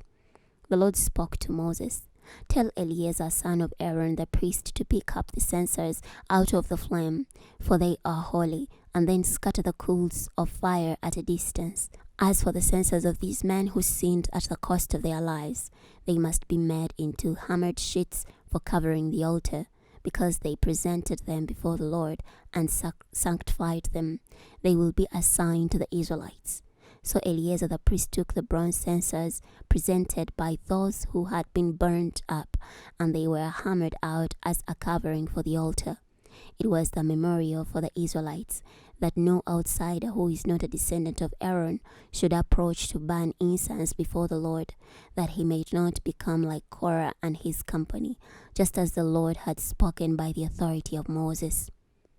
But on the next day, the whole community of Israel murmured against Moses and Aaron, saying, "You have killed the Lord's people." When the community assembled against Moses and Aaron, they turned toward the tent of meeting, and the cloud covered it, and the glory of the Lord appeared. Then Moses and Aaron stood before the tent of meeting. The Lord spoke to Moses, "Get away from this community, so that I can consume them in an instant." But they threw themselves down with their faces to the ground.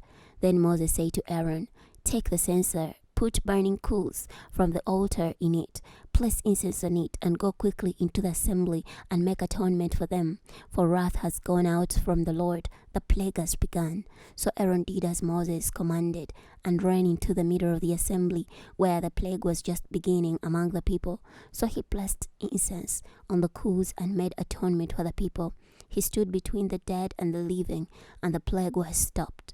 Now 14,700 people died in the plague, in addition to those who died in the event with Korah.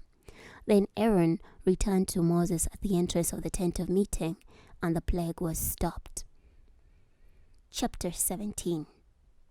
The Lord spoke to Moses, "Speak to the Israelites and receive from them a staff from each tribe, one from every tribal leader, 12 staffs. You must write each man's name on his staff. You must write Aaron's name on the staff of Levi, for one staff is for the head of every tribe. You must place them in the tent of meeting before the ark of the covenant, where I meet with you. And the staff of the man whom I choose will blossom. So I will rid myself of the complaints of the Israelites, which they murmur against you." So Moses spoke to the Israelites, and each of their leaders gave him a staff, one for each leader according to their tribes, 12 staffs. And the staff of Aaron was among their staffs.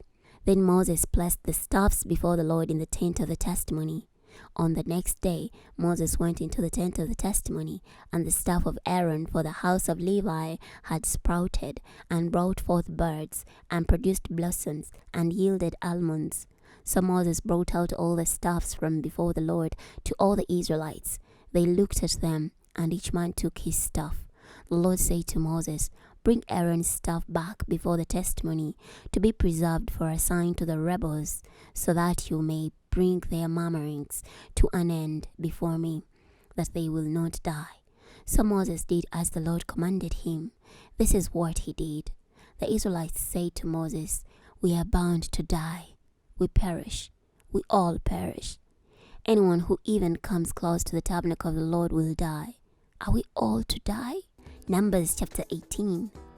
The Lord said to Aaron, "You and your sons and your tribe with you must bear the iniquity of the sanctuary, and you and your sons with you must bear the iniquity of your priesthood. Bring with you your brothers, the tribe of Levi, the tribe of your father, so that they may join with you and minister to you, while you and your sons with you are before the tent of the testimony. They must be responsible to care for you and to care for the entire tabernacle. However, they must not come near the furnishings of the sanctuary and the altar, or both they and you will die. They must join with you, and they will be responsible for the care of the tent of meeting, for all the service of the tent, but no unauthorized person may approach you. You will be responsible for the care of the sanctuary and the care of the altar, so that there will be no more wrath on the Israelites. I myself have chosen your brothers, the Levites, from among the Israelites. They are given to you as a gift from the Lord to perform the duties of the tent of meeting. But you and your sons with you are responsible for your priestly duties, for everything at the altar and within the curtain, and you must serve. I give you the priesthood as a gift for service, but the unauthorized person who approaches must be put to death. The Lord spoke to Aaron, "See, I have given you the responsibility for my raised offerings. I have given all the holy things of the Israelites to you as your priestly portion, and to your sons as a perpetual ordinance. Of all the most holy offerings reserved from the fire, this will be yours. Every offering of theirs, whether from every grain offering, or from every purification offering, or from every reparation offering, which they bring to me, will be most holy for you and your sons. You are to eat it as a most holy thing. Every male may eat it. It will be holy to you, and this is yours, the raised offering of their gift, along with all the wave offerings of the Israelites. I have given them to you and to your sons and daughters with you as a perpetual ordinance. Everyone who is ceremonially clean in your household may eat of it. All the best of the olive oil, and all the best of the wine and of the wheat, the first fruit of these things that they give to the Lord, I have given to you. And whatever first ripe fruit in their land they bring to the Lord will be yours. Everyone who is ceremonially clean in your household may eat of it. Everything devoted in Israel will be yours. The firstborn of every womb which they present to the Lord, whether human or animal, will be yours. Nevertheless, the firstborn sons you must redeem, and the firstborn males of unclean animals you must redeem.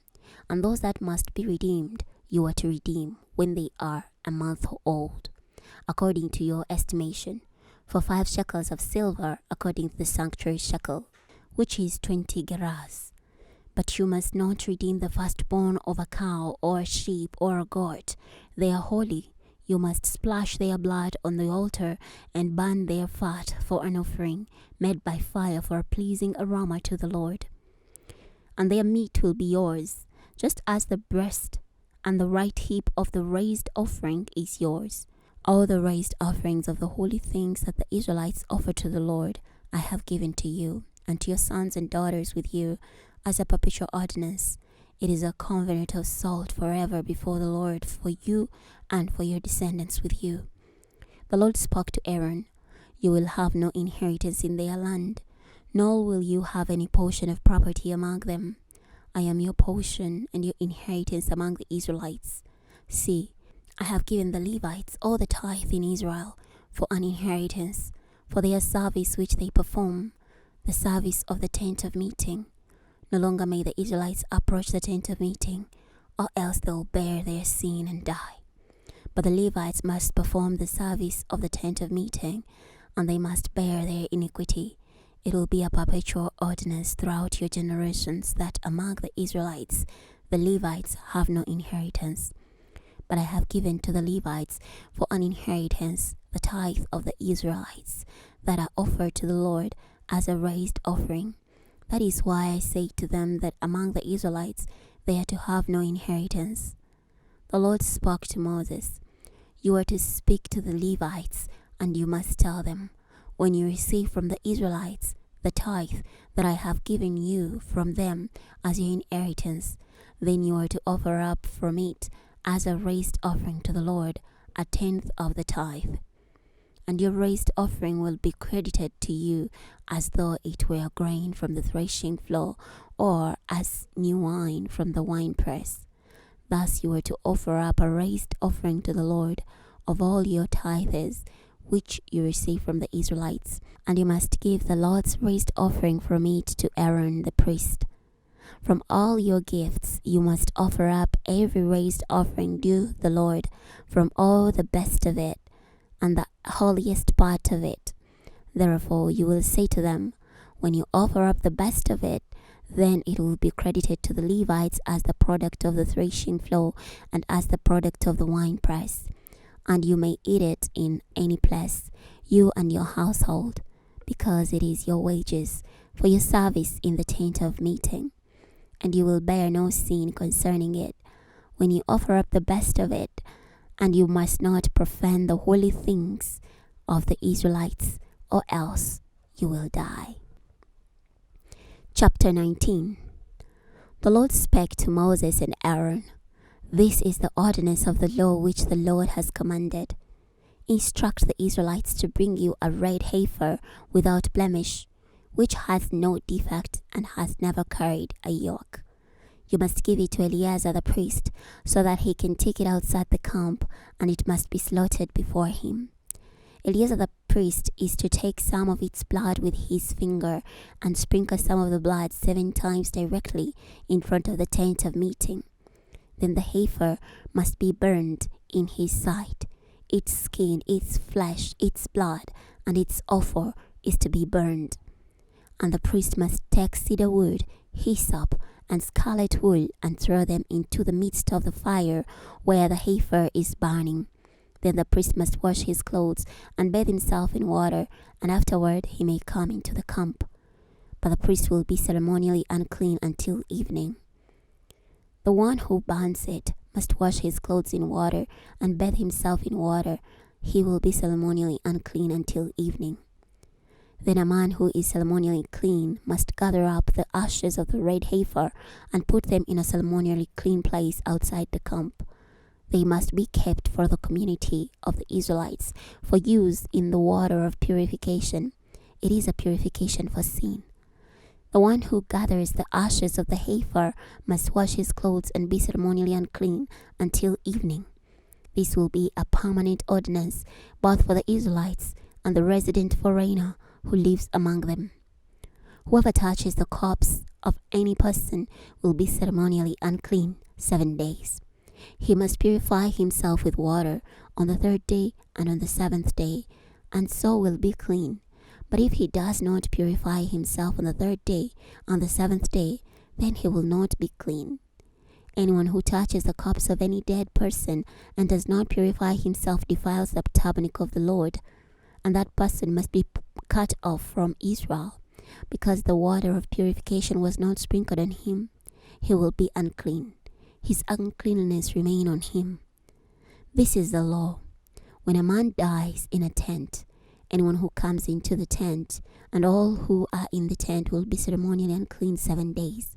And every open container that has no covering fastened on it is unclean. And whoever touches the body of someone killed with a sword in the open field, or the body of someone who died of natural causes, or a human bone, or a grave, will be unclean 7 days.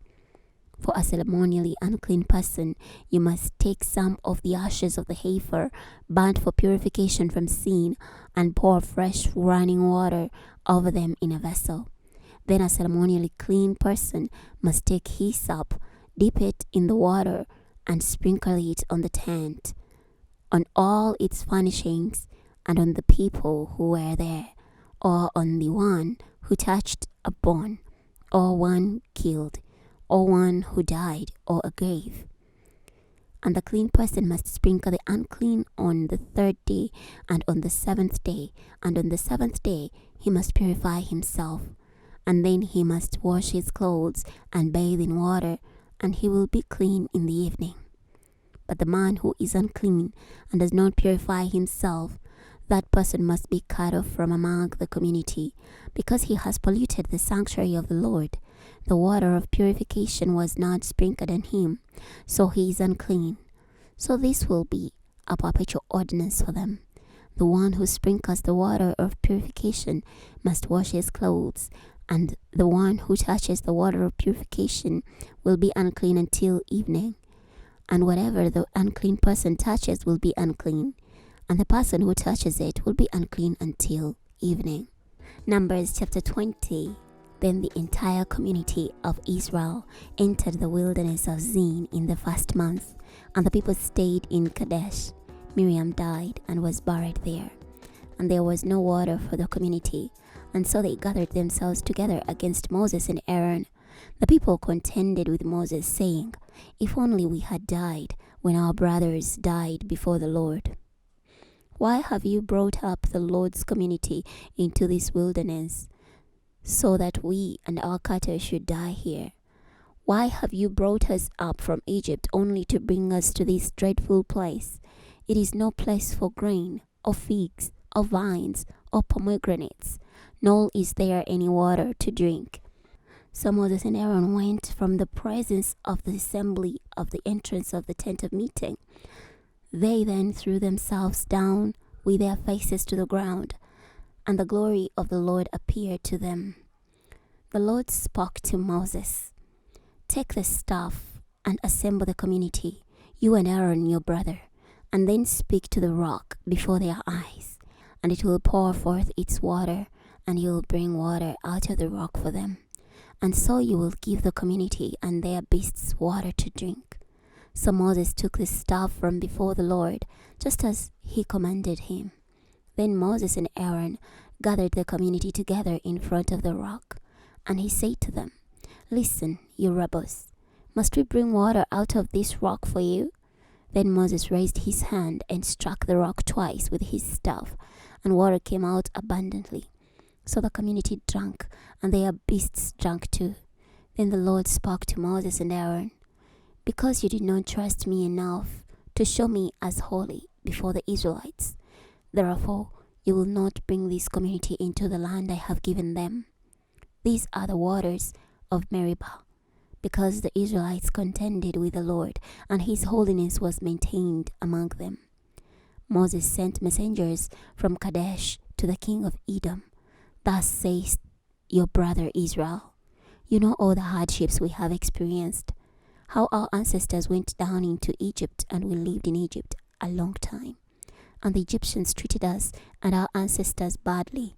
So when we cried to the Lord, he heard our voice and sent a messenger, and has brought us up out of Egypt. Now we are here in Kadesh, a town on the edge of your country. Please let us pass through your country. We will not pass through the fields or through the vineyards, nor will we drink water from any well. We will go by the king's highway. We will not turn to the right or to the left until we have passed through your region." But Edom said to him, "You will not pass through me, and I will come out against you with a sword." Then the Israelites said to him, "We will go along the highway, and if we or our cattle drink any of your water, we will pay for it. We will only pass through on our feet without doing anything else." But he said, "You may not pass through." Then Edom came out against them with a large and powerful force. So Edom refused to give Israel passage through his border. Therefore Israel turned away from him. So the entire company of Israelites traveled from Kadesh and came to Mount Hor. The Lord spoke to Moses and Aaron in Mount Hor, by the border of the land of Edom. He said, "Aaron will be gathered to his ancestors, for he will not enter into the land I have given to the Israelites, because both of you rebelled against my word as the waters of Meribah. Take Aaron and Eleazar his son, and bring them up at Mount Hor. Remove Aaron's priestly garments, and put them on Eleazar his son, and Aaron will be gathered to his ancestors, and will die there." So Moses did as the Lord commanded, and they went up Mount Hor in the sight of the whole community. And Moses removed Aaron's garments, and put them on his son Eleazar. So Aaron died there on the top of the mountain, and Moses and Eleazar came down from the mountain. When all the community saw that Aaron was dead, the whole house of Israel mourned for Aaron 30 days. Chapter 21. When the Canaanite king of Arad, who lived in the Negev, heard that Israel was approaching along the road of Ephraim, he fought against Israel and took some of them prisoner. So Israel made a vow to the Lord and said, "If you will indeed deliver these people into our hand, then we will utterly destroy their cities."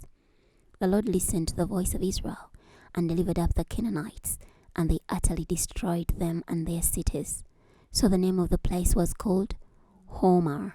Then they traveled from Mount Hor by the road of the Red Sea to go around the land of Edom. But the people became impatient along the way, and the people spoke against God and against Moses. "Why have you brought us up out of Egypt to die in the wilderness?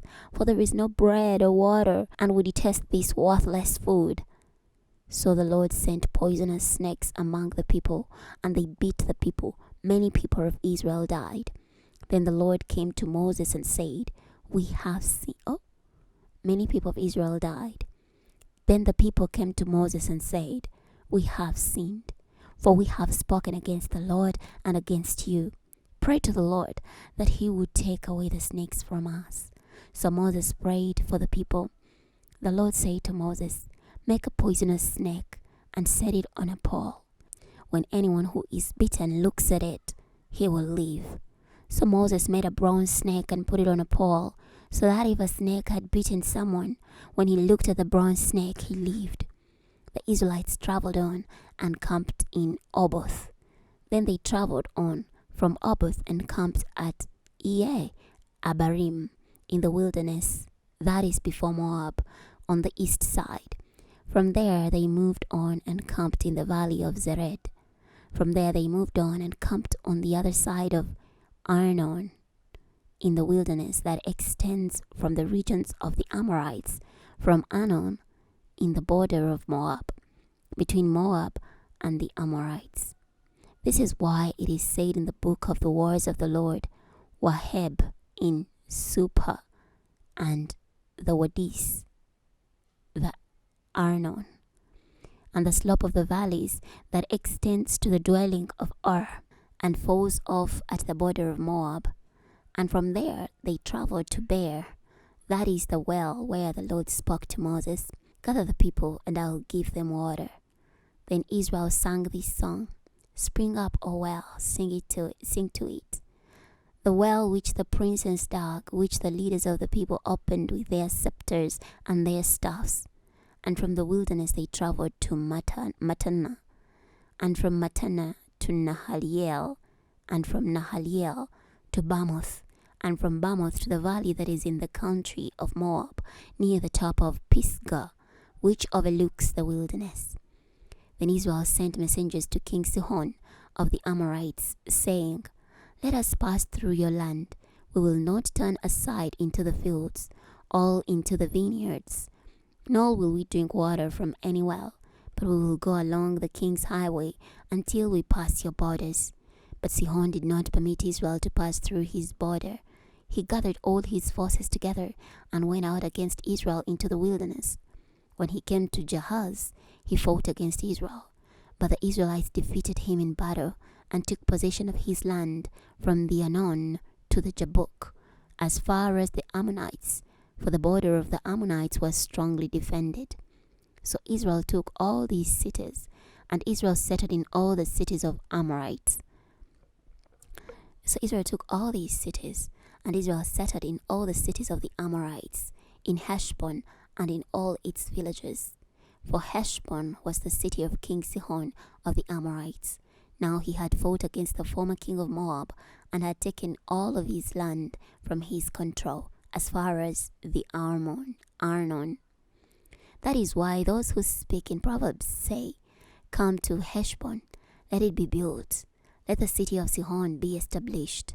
For fire went out from Heshbon, a flame from the city of Sihon. It has consumed Ar of Moab, and the lords of the high places of Arnon. Woe to you, Moab! You are ruined, all people of Chemosh. He has made his sons fugitives, and his daughters the prisoners of King Sihon of the Amorites. We have overpowered them. Heshbon has perished as far as Dibon. We have shattered them as far as Nopah, which reaches to Medeba. So the Israelites lived in the land of the Amorites. Moses sent spies to reconnoiter Jazer, and they captured its villages and disposed the Amorites who were there. Then they turned and went up by the road to Bashan. And King Og of Bashan and all his forces marched out against them to do battle at Edrei. And the Lord said to Moses, "Do not fear him, for I have delivered him and all his people and his land into your hand. You will do him what you did to King Sihon of the Amorites, who lived in Heshbon." So they defeated Og, his sons, and all his people, until there were no survivors, and they possessed his land. Numbers chapter 22.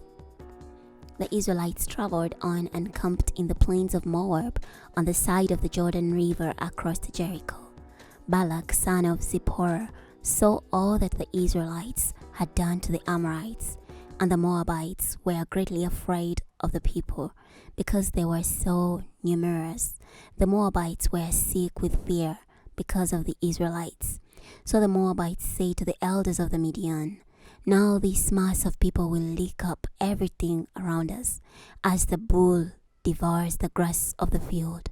Now Balak, son of Zippor, was king of the Moabites at this time, and he sent messengers to Balaam, son of Beor, at Pethor, which is by the Euphrates River in the land of Ammon, to summon him, saying, "Look, a nation has come out of Egypt. They cover the face of the earth, and they are settling next to me. So now, please come and cast this nation for me, for they are too powerful for me. Perhaps I'll prevail, so that we may conquer them and drive them out of the land. For I know that whoever you bless is blessed, and whoever you curse is cursed." So the elders of Moab and the elders of Midian departed with the fee for divination in their hand. They came to Balaam and reported to him the words of Balak. He replied to them, "Stay here tonight, and I'll bring back to you whatever word the Lord may speak to me." So the princes of Moab stayed with Balaam. And God came to Balaam and said, "Who are these men with you?" Balaam said to God, "Balak, son of Zippor, king of Moab, has sent a message to me saying, 'Look, a nation has come out of Egypt, and it covers the face of the earth. Come now and put a curse on them for me. Perhaps I'll be able to defeat them and drive them out." But God said to Balaam, "You must not go with them. You must not curse the people, for they are blessed." So Balaam got up in the morning and said to the princes of Balak, "Go to your land, for the Lord has refused to permit me to go with you." So the princes of Moab departed and went back to Balak and said, "Balaam refused to come with us." Balak again sent princes more numerous and more distinguished than the first. And they came to Balaam and said to him, "Thus says Balak, son of Zippor, please do not let anything hinder you from coming to me, for I will honor you greatly, and whatever you tell me I will do. So come, put a curse on this nation for me." Balaam replied to the servants of Balak, "Even if Balak would give me his palace full of silver and gold, I could not transgress the commandment of the Lord my God to do less or more. Now therefore, please stay the night here also, that I may know what more the Lord may say to me." God came to Balaam that night and said to him, "If the men have come to call you, get up and go with them. But the word that I will say to you, that you must do." So Balaam got up in the morning, saddled his donkey, and went with the princes of Moab. Then God's anger was kindled because he went. And the angel of the Lord stood in the road to oppose him. Now he was riding on his donkey, and his 2 servants were with him. And the donkey saw the angel of the Lord standing in the road with his sword drawn in his hand. So the donkey turned aside from the road and went into the field. But Balaam beat the donkey to make her turn back to the road. Then the angel of the Lord stood in a path among the vineyards where there was a wall on the other side. And when the donkey saw the angel of the Lord, she pressed herself into the wall and crushed Balaam's foot against the wall. So he beat her again. Then the angel of the Lord went further and stood in a narrow place where there was no way to turn either to the right or to the left. When the donkey saw the angel of the Lord, she crouched down under Balaam. Then Balaam was angry, and he beat his donkey with a staff. Then the Lord opened the mouth of the donkey, and she said to Balaam, "What have I done to you that you have beaten me these 3 times?" And Balaam said to the donkey, "You have made me look stupid. I wish there were a sword in my hand, for I would kill you right now." The donkey said to Balaam, "Am not I your donkey that you have ridden ever since I was yours until this day? Have I ever attempted to treat you this way?" And he said, "No." Then the Lord opened Balaam's eyes, and he saw the angel of the Lord standing in the way with his sword drawn in his hand. So he bowed his head and threw himself down with his face to the ground. The angel of the Lord said to him, "Why have you beaten your donkey these 3 times? Look, I came out to oppose you because what you are doing is perverse before me. The donkey saw me and turned from me these 3 times. If she had not turned from me, I would have killed you but saved her alive." Balaam said to the angel of the Lord, "I have sinned, for I did not know that you stood against me in the road. So now, if it is evil in your sight, I will go back home." But the angel of the Lord said to Balaam, "Go with the man, but you may only speak the word that I will speak to you." So Balaam went with the princess of Balak. When Balak heard that Balaam was coming, he went out to meet him at the city of Moab, which was on the border of the Arnon at the boundary of his territory. Balak said to Balaam, "Did I not send again and again to you to summon you? Why did you not come to me? Am I not able to honor you?" Balaam said to Balak, "Look, I have come to you. Now, am I able to speak just anything? I must speak only the word that God puts in my mouth." So Balaam went with Balak, and they came to Kiriath Huzoth. And Balak sacrificed bulls and sheep, and sent some to Balaam and to the princes who were with him. Then on the next morning Balak took Balaam and brought him up to Bamoth Baal. From there he saw the extent of the nation. Chapter 23. Balaam said to Balak, "Build me 7 altars here, and prepare for me here 7 bulls and 7 rams." So Balak did just as Balaam had said. Balak and Balaam then offered on each altar a bull and a ram. Balaam said to Balak, "Station yourself by your burnt offering, and I will go off. Perhaps the Lord will come to meet me, and whatever he reveals to me, I'll tell you." Then he went to a deserted height. Then God met Balaam, who said to him, "I have prepared 7 altars, and I have offered on each altar a bull and a ram." Then the Lord put a message in Balaam's mouth and said, "Return to Balak and speak what I tell you." So he returned to him, and he was still standing by his burnt offering, he and all the princes of Moab. Then Balaam uttered his oracle, saying, "Balak, the king of Moab, brought me from Aram, out of the mountains of the east, saying, 'Come, pronounce a curse on Jacob for me. Come, denounce Israel.' How can I curse one whom God has not cursed? Or how can I denounce one whom the Lord has not denounced? For from the top of the rocks I see them, from the hills I watch them. Indeed, a nation that lives alone, and it will not be reckoned among the nations. Who can count the dust of Jacob, or number the 4th part of Israel? Let me die the death of the upright, and let the end of my life be like theirs." Then Balak said to Balaam, "What have you done to me? I brought you to curse my enemies, but on the contrary, you have only blessed them." Balaam replied, "Must I not be careful to speak what the Lord has put in my mouth?" Balak said to him, "Please come with me to another place from which you can observe them. You will see only a part of them, but you will not see all of them. Cast them for me from there."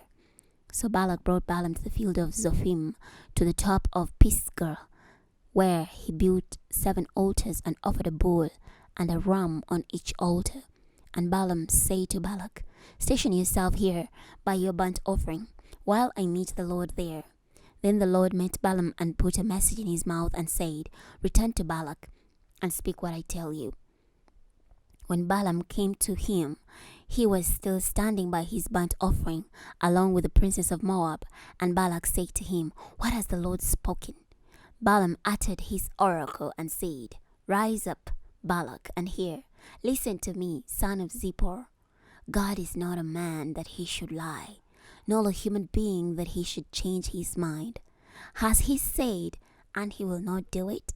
Or has he spoken, and will he not make it happen? Indeed, I have received a command to bless. He has blessed, and I cannot reverse it. He has not looked on iniquity in Jacob, nor has he seen trouble in Israel. The Lord their God is with them. His acclamation as king is among them.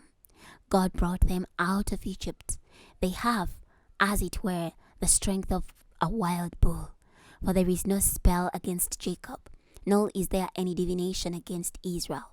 At this time it must be said of Jacob and of Israel, look at what God has done. Indeed, the people will rise up like a lioness, and like a lion rises himself up. They will not lie down until they eat their prey and drink the blood of the slain. Balak said to Balaam, neither curse them at all, nor bless them at all. But Balaam replied to Balak, did I not tell you, all that the Lord speaks, I must do? Balak said to Balaam, come, please. I'll take you to another place. Perhaps it will please God to let you curse them for me from there. So Balak took Balaam to the top of Peor, that looks toward the wilderness. Then Balaam said to Balak, build 7 altars here for me, and prepare 7 bulls and 7 rams. So Balak did as Balaam had said, and offered a bull and a ram on each altar. Numbers chapter 24. When Balaam saw that it pleased the Lord to bless Israel, he did not go as at the other times to seek for omens, but he set his face toward the wilderness. When Balaam lifted up his eyes, he saw Israel camped tribe by tribe, and the Spirit of God came upon him.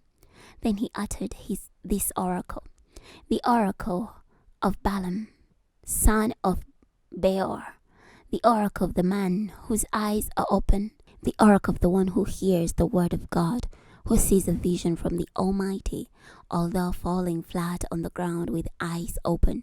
How beautiful are your tents, O Jacob, and your dwelling places, O Israel. They are like the valleys, stretched forth like gardens by the river's side, like aloes that the Lord has planted, and like cedar trees beside the waters. He will pour the water out of his buckets, and their descendants will be like abundant water. Their king will be greater than Agag, and their kingdom will be exalted. God brought them out of Egypt. They have, as it were, the strength of a young bull. They will devour hostile people, and will break their bones, and will pierce them through with arrows. They crouch and lie down like a lion, and as a lioness, who can stir them? Blessed is the one who blesses you, and cursed is the one who curses you. Then Balak became very angry at Balaam, and he struck his hands together. Balak said to Balaam, I called you to curse my enemies, and look, you have done nothing but bless them these 3 times. So now, go back where you came from. I said that I would greatly honor you, but now the Lord has stood in the way of your honor. Balaam said to Balak, did I not also tell your messengers whom you sent to me, if Balak would give me his palace full of silver and gold, I cannot go beyond the commandment of the Lord to do either good or evil of my own will, but whatever the Lord tells me, I must speak. And now, I'm about to go back to my own place. Come now, and I'll advise you as to what these people will do to your people in the future. Then he uttered this oracle, the oracle of Balaam son of Beor, the oracle of the man whose eyes are open, the oracle of the one who hears the words of God, and who knows the knowledge of the Most High, who sees a vision from the Almighty, although falling flat on the ground with his eyes open. I see him, but not now. I behold him, but not close at hand. A star will march forth out of Jacob, and a scepter will rise out of Israel. He will crush the skull of Moab and the heads of all the sons of Sheth. Edom will be a possession. Seir, his enemies, will also be a possession, but Israel will act valiantly. A ruler will be established from Jacob. He will destroy the remainings of the city. Then Balaam looked on Amalek and delivered this oracle. Amalek was the first of the nations, but his end will be that he will perish. Then he looked on the Kenites and uttered this oracle. Your dwelling place seems strong, and your nest is set on a rocky cliff. Nevertheless, the Kenite will be consumed. How long will Ashur take you away captive? Then he uttered this oracle. Oh, who will survive when God does this? Ships will come from the coast of Kittim, and will afflict Ashur, and will afflict Eber, and he will also perish forever. Balaam got up and departed and returned to his home, and Balak also went his way. Chapter 25. When Israel lived in Shittim, the people began to commit sexual immorality with the daughters of Moab. These women invited the people to the sacrifices of their gods. When Israel joined themselves to Baal-peor, the anger of the Lord flared up against Israel. The Lord said to Moses, arrest all the elders of the people and hang them up before the Lord in broad daylight, so that the fierce anger of the Lord may be turned away from Israel. So Moses said to the judges of Israel, each of you must execute those of his men who were joined to Baal-peor. Just then one of the Israelites came and brought to his brothers a Midianite woman in the plain view of Moses and of the whole community of the Israelites, while they were weeping at the entrance of the tent of meeting. When Phinehas, son of Eleazar, the son of Aaron the priest, saw it, he got up from among the assembly, took a javelin in his hand, and went after the Israelite man into the tent, and thrust through the Israelite man and into the woman's abdomen. So the plague was stopped from the Israelite. Those that died in the plague were 24,000. The Lord spoke to Moses, Phinehas, son of Eleazar, the son of Aaron the priest, has turned my anger away from the Israelites, when he manifested such zeal for my sake among them, so that I did not consume the Israelites in my zeal. Therefore, announce, I'm going to give to him my covenant of peace. So it will be to him and his descendants after him a covenant of a permanent priesthood, because he has been zealous for his God and has made atonement for the Israelites. Now the name of the Israelite who was stabbed, the one who was stabbed with the Midianite woman, was Zimri, son of Salu, a leader of the clan of the Simeonites. The name of the Midianite woman who was killed was Cosbi, daughter of Zur. He was a leader over the people of a clan of Midian. Then the Lord spoke to Moses, bring trouble to the Midianites and destroy them, because they bring trouble to you by their treachery with which they have deceived you in the matter of Peor, and in the matter of Cosbi, the daughter of the prince of Midian, their sister, who was killed on the day of the plague that happened as a result of Peor. Numbers chapter 26. After the plague, the Lord said to Moses and to Eleazar, son of Aaron the priest, take a census of the whole community of Israel, from 20 years old and upward, by their clans, everyone who can serve in the army of Israel. So Moses and Eleazar the priest spoke with them in the plains of Moab, by the Jordan River across the Jericho. They said, number the people from 20 years old and upward, just as the Lord commanded Moses and the Israelites who went out from the land of Egypt. Reuben was the firstborn of Israel, the Reubenites. From Hanok, the family of the Hanokites. From Palu, the family of the Peluites. From Hezron, the family of the Hezronites. From Carmi, the family of the Carmites. These were the families of the Reubenites, and those numbered of them were 43,730. Palu's descendant was Eliab. Eliab's descendants were Nemuel, Dathan, and Abiram. It was Dathan and Abiram who as leaders of the community rebelled against Moses and Aaron with the followers of Korah when they rebelled against the Lord, the earth opened its mouth and swallowed them and Korah at the time that company died, when the fire consumed 250 men, so they became a warning. But the descendants of Korah did not die. The Simeonites, by their families, from Nemuel, the family of the Nemuelites, from Jamin, the family of the Jamanites, from Jachin, the family of the Jachinites, from Zerah, the family of the Zerahites, and from Shaul, the family of the Shaluites. These were the families of the Simeonites, 22,200. The Gadites by their families, from Zephon, the family of the Zephonites, from Haggai, the family of the Haggites, from Shuni, the family of the Shunites, from Ozni, the family of the Oznites, from Eri, the family of the Erites, from Erod, the family of the Erodites, and from Ereli, the family of the Erelites. These were the families of the Gadites, according to those numbered of them, 40,500. The descendants of Judah were Er and Onan, but Er and Onan died in the land of Canaan. And the Judahites by their families were, from Shelah, the family of the Shelahites, from Perez, the family of the Perizzites, and from Zerah, the family of the Zerahites. And the Perizzites were, from Hezron, the family of the Hezronites, from Hamul, the family of the Hamulites. These were the families of Judah, according to those numbered of them, 76,500.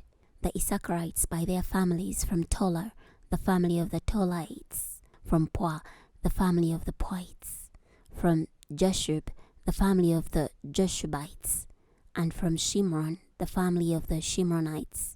These were the families of Issachar, according to those numbered of them, 64,300.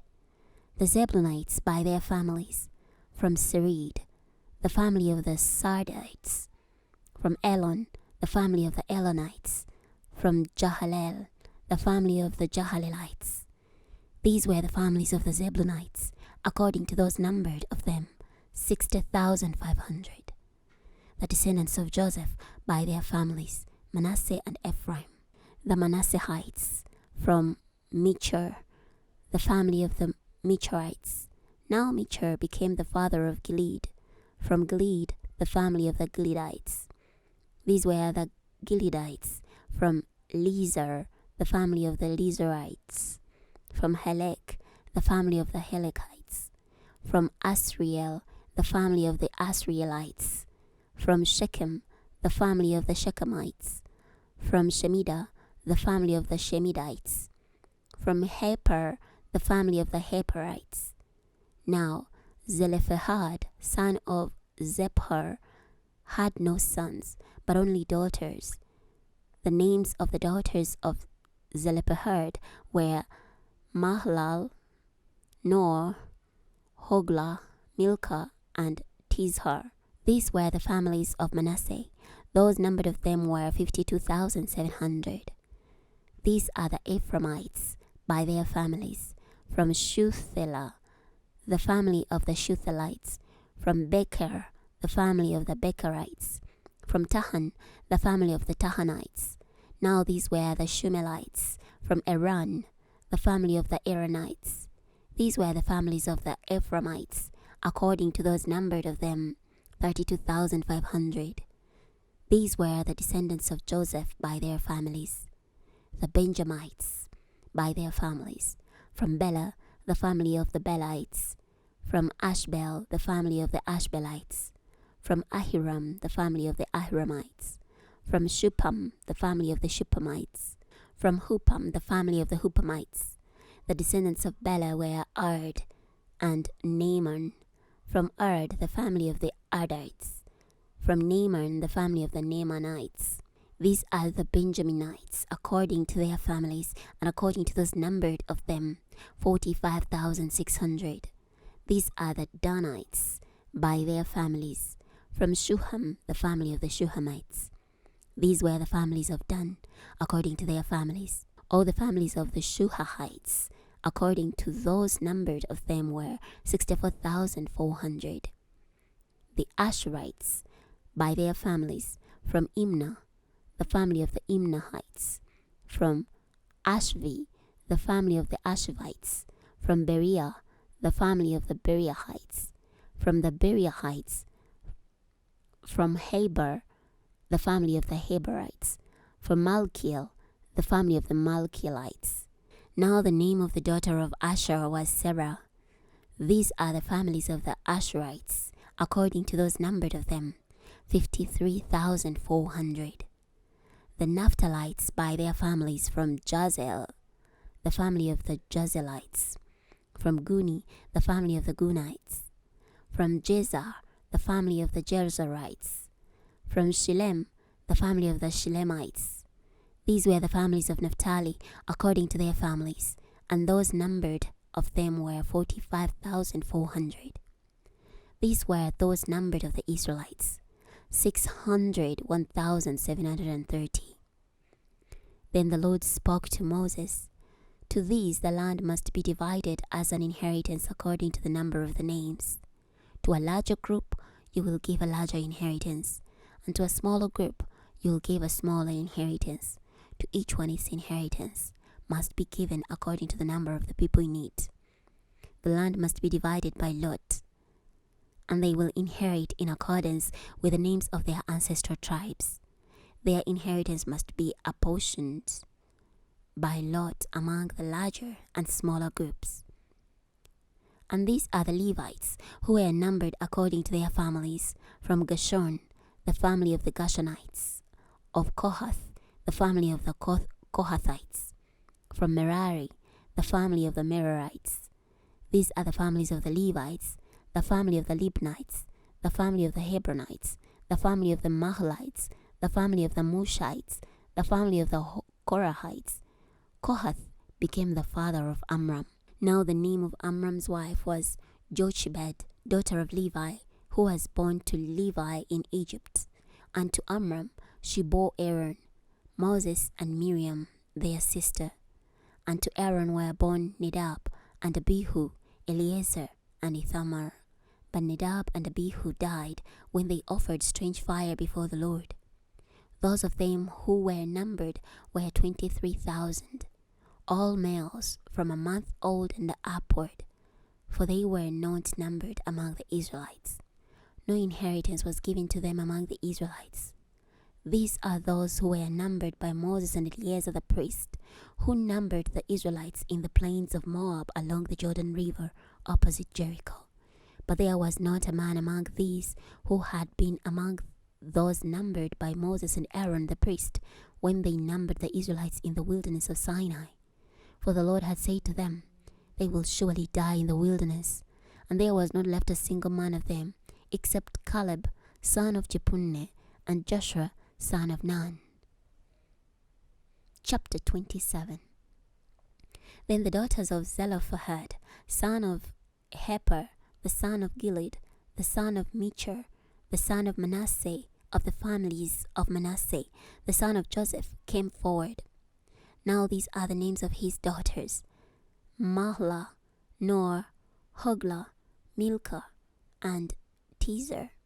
And they stood before Moses and Eleazar the priest and the leaders of the whole assembly at the entrance of the tent of meeting, and said, "Our father died in the wilderness, although he was not part of the company of those that gathered themselves together against the Lord in the company of Korah, but he died for his own sin, and he had no sons. Why should the name of our father be lost from among his family, because he had no son? Give us a possession among the relatives of our father." So Moses brought their case before the Lord. The Lord said to Moses, "The daughters of Zelophehad have a valid claim. You must indeed give them possession of an inheritance among their father's relatives, and you must transfer the inheritance of their father to them. And you must tell the Israelites, if a man dies and has no son, then you must transfer his inheritance to his daughter. And if he has no daughter, then you are to give his inheritance to his brothers. And if he has no brothers, Then you must give his inheritance to his father's brothers. And if his father has no brothers, then you are to give his inheritance to his relatives nearest to him from his family, and he will possess it. This will be for the Israelites a legal requirement, as the Lord commanded Moses. Then the Lord said to Moses, "Go up this mountain of the Abarim range, and see the land I have given to the Israelites. When you have seen it, you will be gathered to your ancestors, as Aaron your brother was gathered to his ancestors. For in the wilderness of Zin, when the community rebelled against me, you rebelled against my command to show me as holy before their eyes. Over the water of Meribah in Kadesh, in the wilderness of Zin." Then Moses spoke to the Lord, "Let the Lord, the God of the spirits of all humankind, appoint a man over the community, who will go out before them, and who will come in before them, and who will lead them out, and who will bring them in, so that the community of the Lord may not be like sheep that have no shepherd." The Lord replied to Moses, "Take Joshua, son of Nun, a man in whom is such a spirit, and lay your hand on him. Set him before Eleazar the priest, and before the whole community, and commission him publicly. Then you must delegate some of your authority to him, so that the whole community of the Israelites will be obedient. And he will stand before Eleazar the priest, who will seek counsel for him before the Lord by the decision of the Urim. At his command they will go out, and at his command they will come in, he and all the Israelites with him, the whole community." So Moses did as the Lord commanded him. He took Joshua, set him before Eleazar the priest, before the whole community. He laid his hands on him and commissioned him, just as the Lord commanded, by the authority of Moses. Numbers chapter 28. The Lord spoke to Moses, "Command the Israelites, with regard to my offering, be sure to offer my food, for my offering made by fire, as a pleasing aroma to me at its appointed time. You will say to them, this is the offering made by fire which you must offer to the Lord: 2 unblemished lambs, 1 year old, each day for a continual burnt offering. The first lamb you must offer in the morning, and the second lamb you must offer in the late afternoon, with 1/10 of an ephah of finely ground flour as a grain offering, mixed with 1/4 of a hin of pressed olive oil. It is a continual burnt offering that was instituted on Mount Sinai as a pleasing aroma, an offering made by fire to the Lord. And its drink offering must be 1/4 of a hin for each lamb. You must pour out the strong drink as a drink offering to the Lord in the holy place. And the second lamb you must offer in the late afternoon. Just as you offered the grain offering and drink offering in the morning, you must offer it as an offering made by fire, as a pleasing aroma to the Lord. On the Sabbath day, you must offer 2 unblemished lambs a year old, and 2/10 of an ephah of finely ground flour as a grain offering, mixed with olive oil, along with its drink offering. This is the burnt offering for every Sabbath, besides the continual burnt offering and its drink offering. On the first day of each month, you must offer as a burnt offering to the Lord 2 young bulls, 1 ram, and 7 unblemished lambs a year old, with 3/10 of an ephah of finely ground flour mixed with olive oil as a grain offering for each bull, and 2/10 of an ephah of finely ground flour mixed with olive oil as a grain offering for the ram, and 1/10 of an ephah of finely ground flour mixed with olive oil as a grain offering for each lamb, as a burnt offering for a pleasing aroma, an offering made by fire to the Lord. For their drink offerings include half a hin of wine with each bull, 1/3 of a hin for the ram, and 1/4 of a hin for each lamb. This is the burnt offering for each month throughout the month of the year. And 1 male goat must be offered to the Lord as a purification offering, in addition to the continual burnt offering and its drink offering. On the 14th day of the first month is the Lord's Passover, and on the 15th day of this month is the festival. For 7 days, Bread made without yeast must be eaten, and on the first day there is to be a holy assembly. You must do no ordinary work on it, but you must offer to the Lord an offering made by fire, a burnt offering of 2 young bulls, 1 ram, and 7 lambs, 1 year old. They must all be unblemished. And their grain offering is to be of finely ground flour mixed with olive oil. For each bull you must offer 3/10 of an ephah, and 2/10 for the ram. For each of the 7 lambs you are to offer 1/10 of an ephah, as well as 1 goat for a purification offering, to make atonement for you. You must offer these in addition to the burnt offering in the morning, which is for the continual burnt offering. In this manner you must offer daily throughout the 7 days the food of the sacrifice made by fire as a sweet aroma to the Lord. It is to be offered in addition to the continual burnt offering and its drink offering. On the 7th day you are to have a holy assembly. You must do no regular work. Also, on the day of the first fruits, when you bring a new grain offering to the Lord during your feast of weeks, you are to have a holy assembly. You must do no ordinary work, but you must offer as the burnt offering, as a sweet aroma to the Lord, 2 young bulls, 1 ram, 7 lambs, 1 year old, with their grain offering of finely ground flour mixed with olive oil, 3/10 of an ephah for each bull, 2/10 for the 1 ram, with 1/10 for each of the 7 lambs, as well as 1 male goat to make an atonement for you. You are to offer them with their drink offerings, in addition to the continual burnt offering and its grain offering. They must be unblemished. Chapter 29. On the first day of the 7th month, you are to hold a holy assembly. You must not do your ordinary work, for it is a day of blowing trumpets for you. You must offer a burnt offering as a sweet aroma to the Lord, 1 young bull, 1 ram, and 7 lambs, 1 year old without blemish. Their grain offering is to be of finely ground flour mixed with olive oil, 3/10 of an ephah for the bull, 2/10 of an ephah for the ram, and 1/10 for each of the 7 lambs, with 1 male goat for a purification offering to make an atonement for you. This is in addition to the monthly burnt offering and its grain offering, and the daily burnt offering with its grain offering and their drink offerings, as prescribed, as a sweet aroma, as sacrifice made by fire to the Lord. On the 10th day of this 7th month, you are to have a holy assembly. You must humble yourselves. You must not do any work on it, but you must offer a burnt offering as a pleasing aroma to the Lord, 1 young bull, 1 ram, and 7 lambs, 1 year old, all of them without blemish.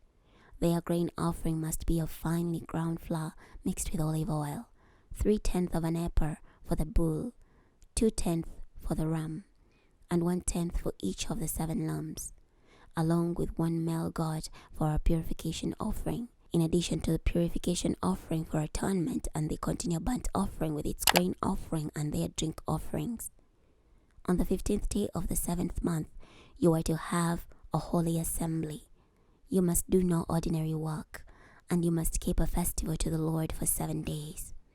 You must offer a burnt offering, an offering made by fire as a pleasing aroma to the Lord, 13 young bulls, 2 rams, and 14 lambs, each 1 year old, all of them without blemish. Their grain offering must be of finely ground flour mixed with olive oil, 3/10 of an ephah for each of the 13 bulls, 2/10 of an ephah for each of the 2 rams, and 1/10 for each of the 14 lambs, along with 1 male goat for a purification offering, in addition to the continual burnt offering with its grain offering and its drink offering. On the 2nd day you must offer 12 young bulls, 2 rams, 14 lambs 1 year old, all without blemish, and their grain offering and their drink offerings for the bulls, for the rams and for the lambs, according to their number as prescribed, along with 1 male goat for a purification offering, in addition to the continual burnt offering with its grain offering and their drink offerings. On the 3rd day, you must offer 11 bulls, 2 rams, 14 lambs, 1 year old, all without blemish, and their grain offering and their drink offerings for the bulls, for the rams, and for the lambs, according to their number as prescribed, along with one male goat for a purification offering, in addition to the continual burnt offering with its grain offering and its drink offering. On the 4th day you must offer 10 bulls, 2 rams, and 14 lambs 1 year old, all without blemish, and their grain offerings and their drink offerings for the bulls, for the rams, and for the lambs, according to their number as prescribed, along with one male goat for a purification offering, in addition to the continual burnt offering with its grain offering and its drink offering. On the 50th day you must offer 9 bulls, 2 rams, and 14 lambs, 2 rams and 14 lambs 1 year old, all without blemish, and their grain offering and their drink offerings for the bulls, for the rams, and for the lambs, according to their number as prescribed, along with one male goat for a purification offering, in addition to the continual burnt offering with its grain offering and its drink offering. On the 6th day you must offer 8 bulls, 2 rams, and 14 lambs 1 year old, all without blemish, and their grain offering and their drink offerings for the bulls, for the rams, and for the lambs, for the rams, and for the lambs, according to their number as prescribed, along with one male goat for a purification offering, in addition to the continual burnt offering with its grain offering and its drink offering.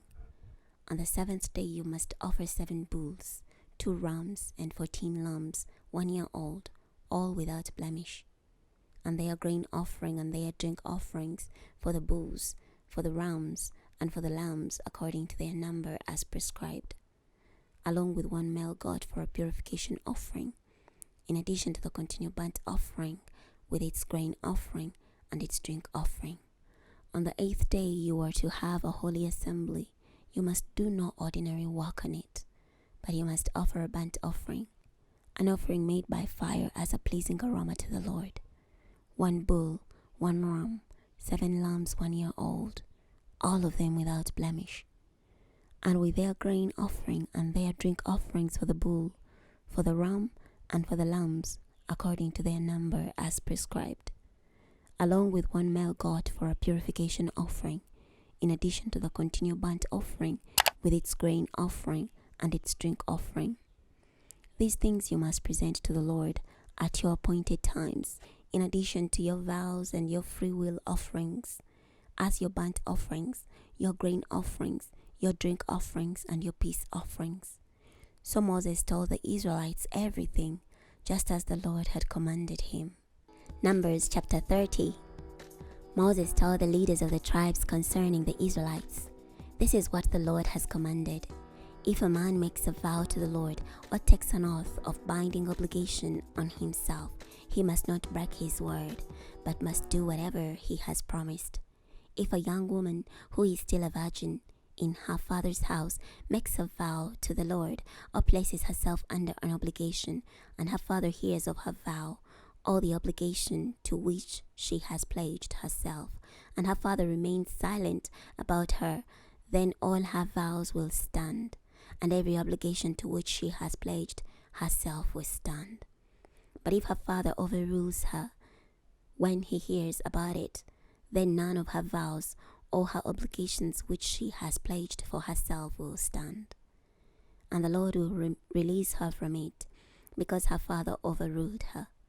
And if she marries a husband while under a vow, or she uttered anything impulsively by which she has pledged herself, and her husband hears about it, but remains silent about her when he hears about it, then her vow will stand, and her obligations which she has pledged for herself will stand. But if when her husband hears it, he overrules her, then he will nullify the vows she has taken, and whatever she uttered impulsively, which she has pledged for herself, and the Lord will release her from it. But every vow of a widow or of a divorced woman which she has pledged for herself will remain intact.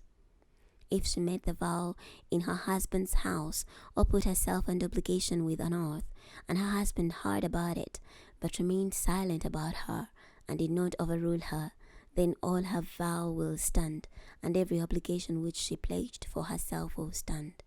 But if her husband clearly nullifies them when he hears them, then whatever she says by way of vow or obligations will not stand.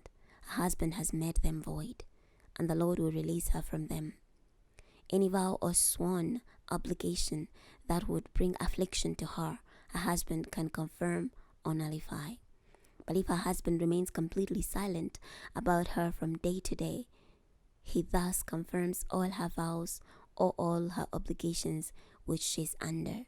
He confirms them because he remained silent about when he heard them. But if he should nullify them after he has heard them, then he will bear her iniquity. These are the statutes that the Lord commanded Moses, relating to a man and his wife, and a father and his young daughter, who is still living in her father's house. Chapter 31. The Lord spoke to Moses, exact vengeance for the Israelites on the Midianites. After that you will be gathered to your people. So Moses spoke to the people, arm men from among you for the war, to attack the Midianites, and to execute the Lord's vengeance on Midian. You must send to the battle 1,000 men from every tribe throughout all the tribes of Israel. So 1,000 from every tribe, 12,000 armed for battle in all, were provided out of the thousands of Israel. So Moses sent them to the war, 1,000 from every tribe, with Phinehas, son of Eleazar, the priest, who was in charge of the holy articles and the signal trumpets. They fought against the Midianites, as the Lord commanded Moses, and they killed every male. They killed the kings of Midian, in addition to those slain, Avi, Rechem, Zur, Hul, and Reba, 5 Midianite kings. They also killed Balaam, son of Beor, with the sword. The Israelites took the women of Midian captives along with their little ones, and took all their herds, all their flocks, and all their goods as plunder. They burned all their towns where they lived and all their encampments. They took all the plunder and all the spoils, both people and animals. They brought the captives and the spoils and the plunder to Moses, to Eleazar the priest, and to the Israelite community, to the camp on the plains of Moab along the Jordan River, across from Jericho. Moses, Eleazar the priest, and all the leaders of the community went out to meet them outside the camp. But Moses was furious with the officers of the army, the commanders over thousands and commanders over hundreds, who had come from service in the war. Moses said to them, "Have you allowed all the women to leave?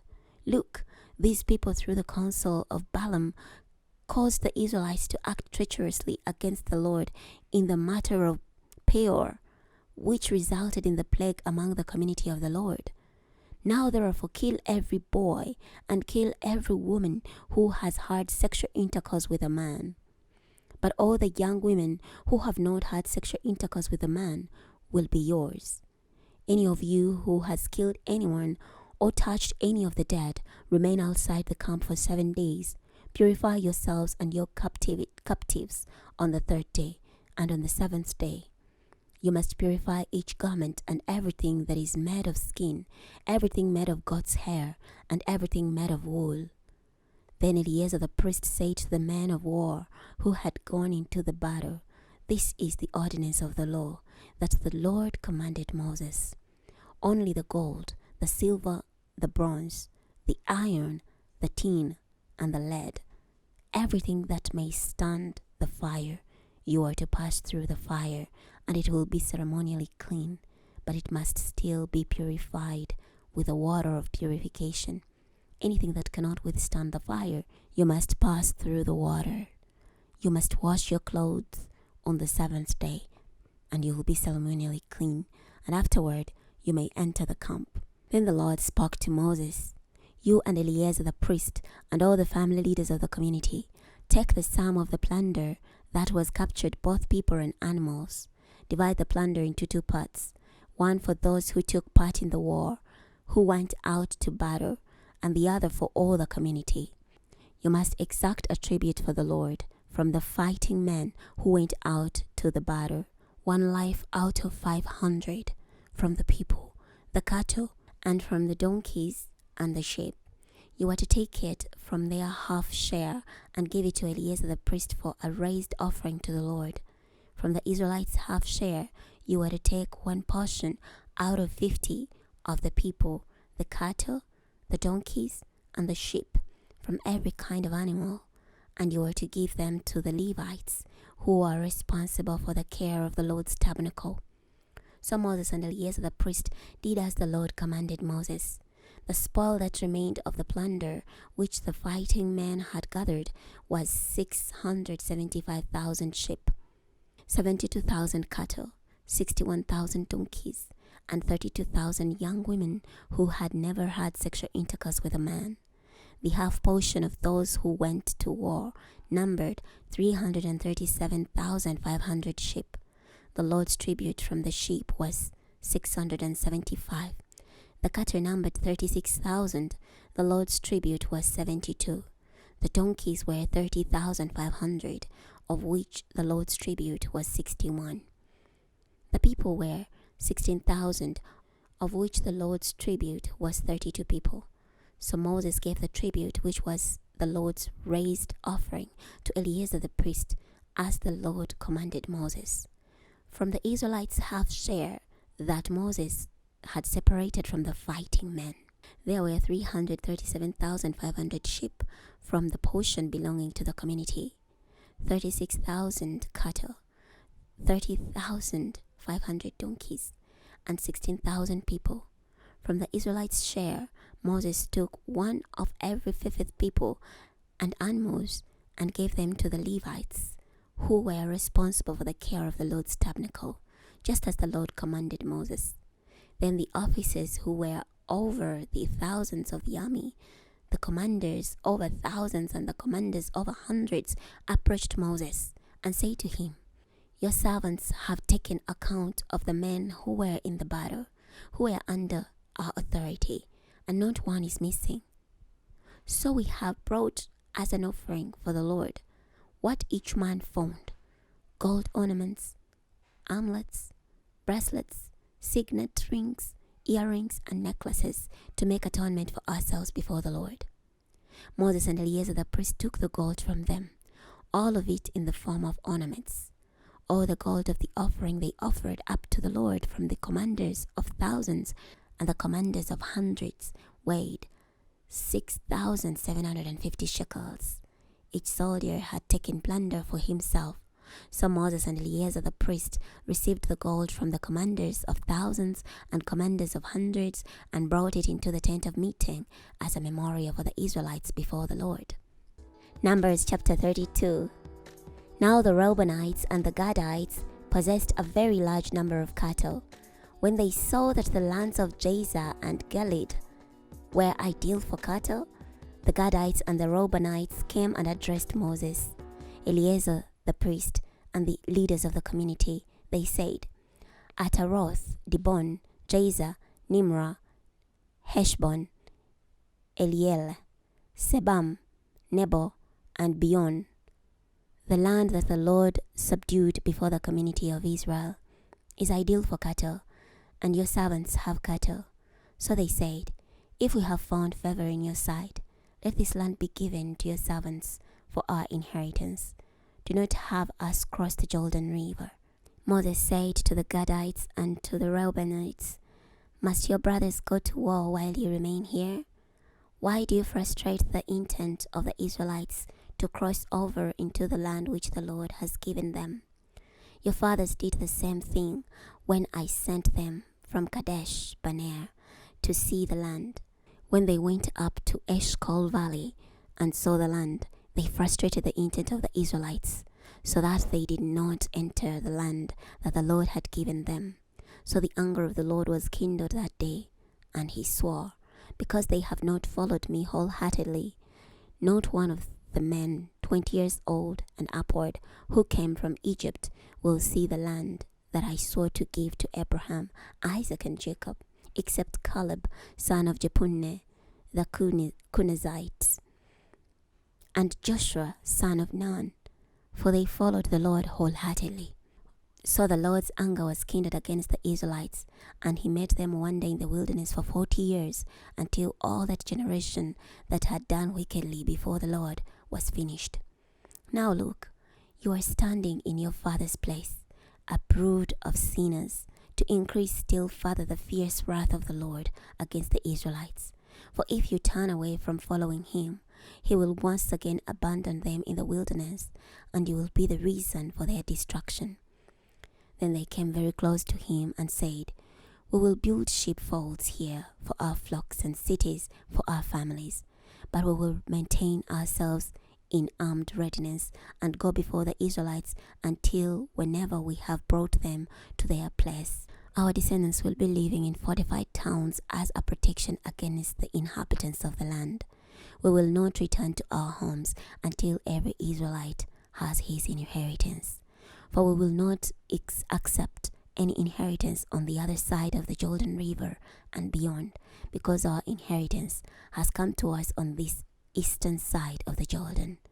Then Moses replied, If you will do this thing, and if you will arm yourselves for battle before the Lord, and if all your armed men cross the Jordan before the Lord until he drives out his enemies from his presence, and the land is subdued before the Lord, then afterward you may return and be free of your obligation to the Lord and to Israel. This land will then be your possession in the Lord's sight. But if you do not do this, then look, you will have sinned against the Lord, and know that your sin will find you out. So build cities for your descendants and pens for your sheep, but do what you have said you would do. So the Gadites and the Reubenites replied to Moses, Your servants will do as my Lord commands. Our children, our wives, our flocks, and all our livestock will be there in the cities of Gilead. But your servants will cross over, every man armed for war, to do battle in the Lord's presence, just as my Lord says. So Moses gave orders about them to Eleazar the priest, to Joshua son of Nun, and to the heads of the families of the Israelite tribes.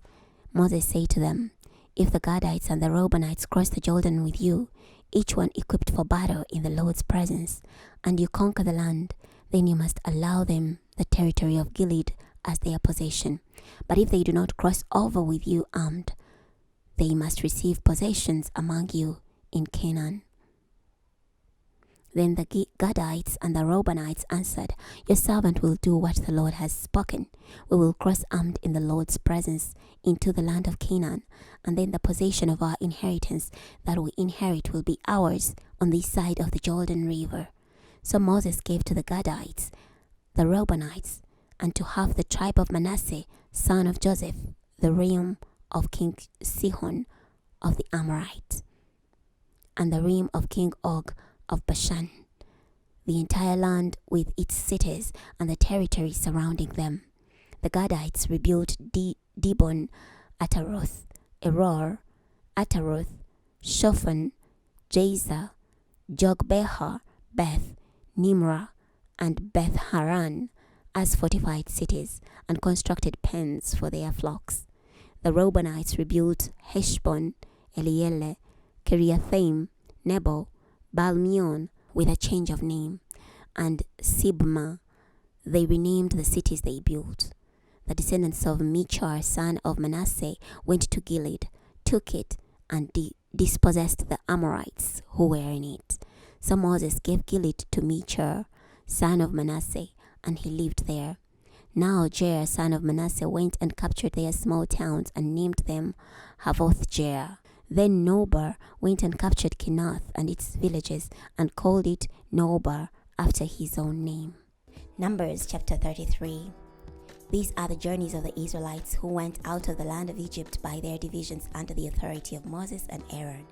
Moses recorded their departures according to their journeys, by the commandment of the Lord. Now these are their journeys according to their departures. They departed from Ramesses in the first month, on the 15th day of the first month, On the day after the Passover, the Israelites went out defiantly in plain sight of all the Egyptians. Now the Egyptians were burying all their firstborn, whom the Lord had killed among them. The Lord also executed judgments on their gods. The Israelites traveled from Ramesses and camped in Succoth. They traveled from Succoth and camped in Etham, which is on the edge of the wilderness. They traveled from Etham and turned again to Pihahiroth, which is before Baal-zephon, and they camped before Migdal. They traveled from Pihahiroth and passed through the middle of the sea into the wilderness, and went 3 days' journey in the wilderness of Etham, and camped in Marah. They traveled from Marah and came to Elim. In Elim there are 12 fountains of water and 70 palm trees, so they camped there. They traveled from Elim and camped by the Red Sea. They traveled from the Red Sea and camped in the wilderness of Zin. They traveled from the wilderness of Zin and camped in Doka. And they traveled from Doka and camped in Alush. They traveled from Alush and camped at Rephidim, where there was no water for the people to drink. They traveled from Rephidim and camped in the wilderness of Sinai.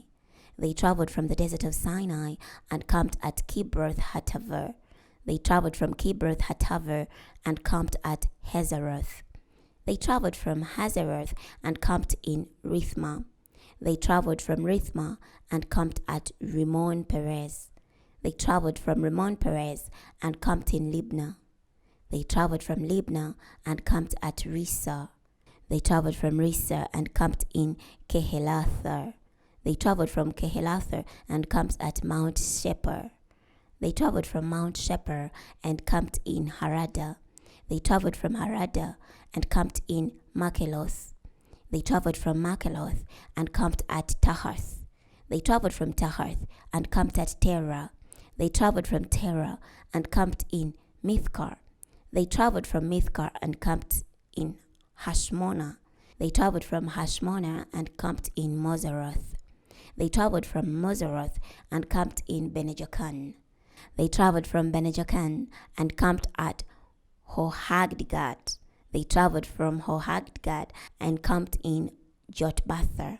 They traveled from Jotbathar and camped in Abrona. They traveled from Abrona and camped at Ezion-Geber. They traveled from Ezion-Geber and camped in the wilderness of Zin, which is Kadesh. They traveled from Kadesh and camped in Mount Hor at the edge of the land of Edom. Aaron the priest ascended Mount Hor at the command of the Lord, and he died there in the 40th year after the Israelites had come out of the land of Egypt, on the first day of the 50th month.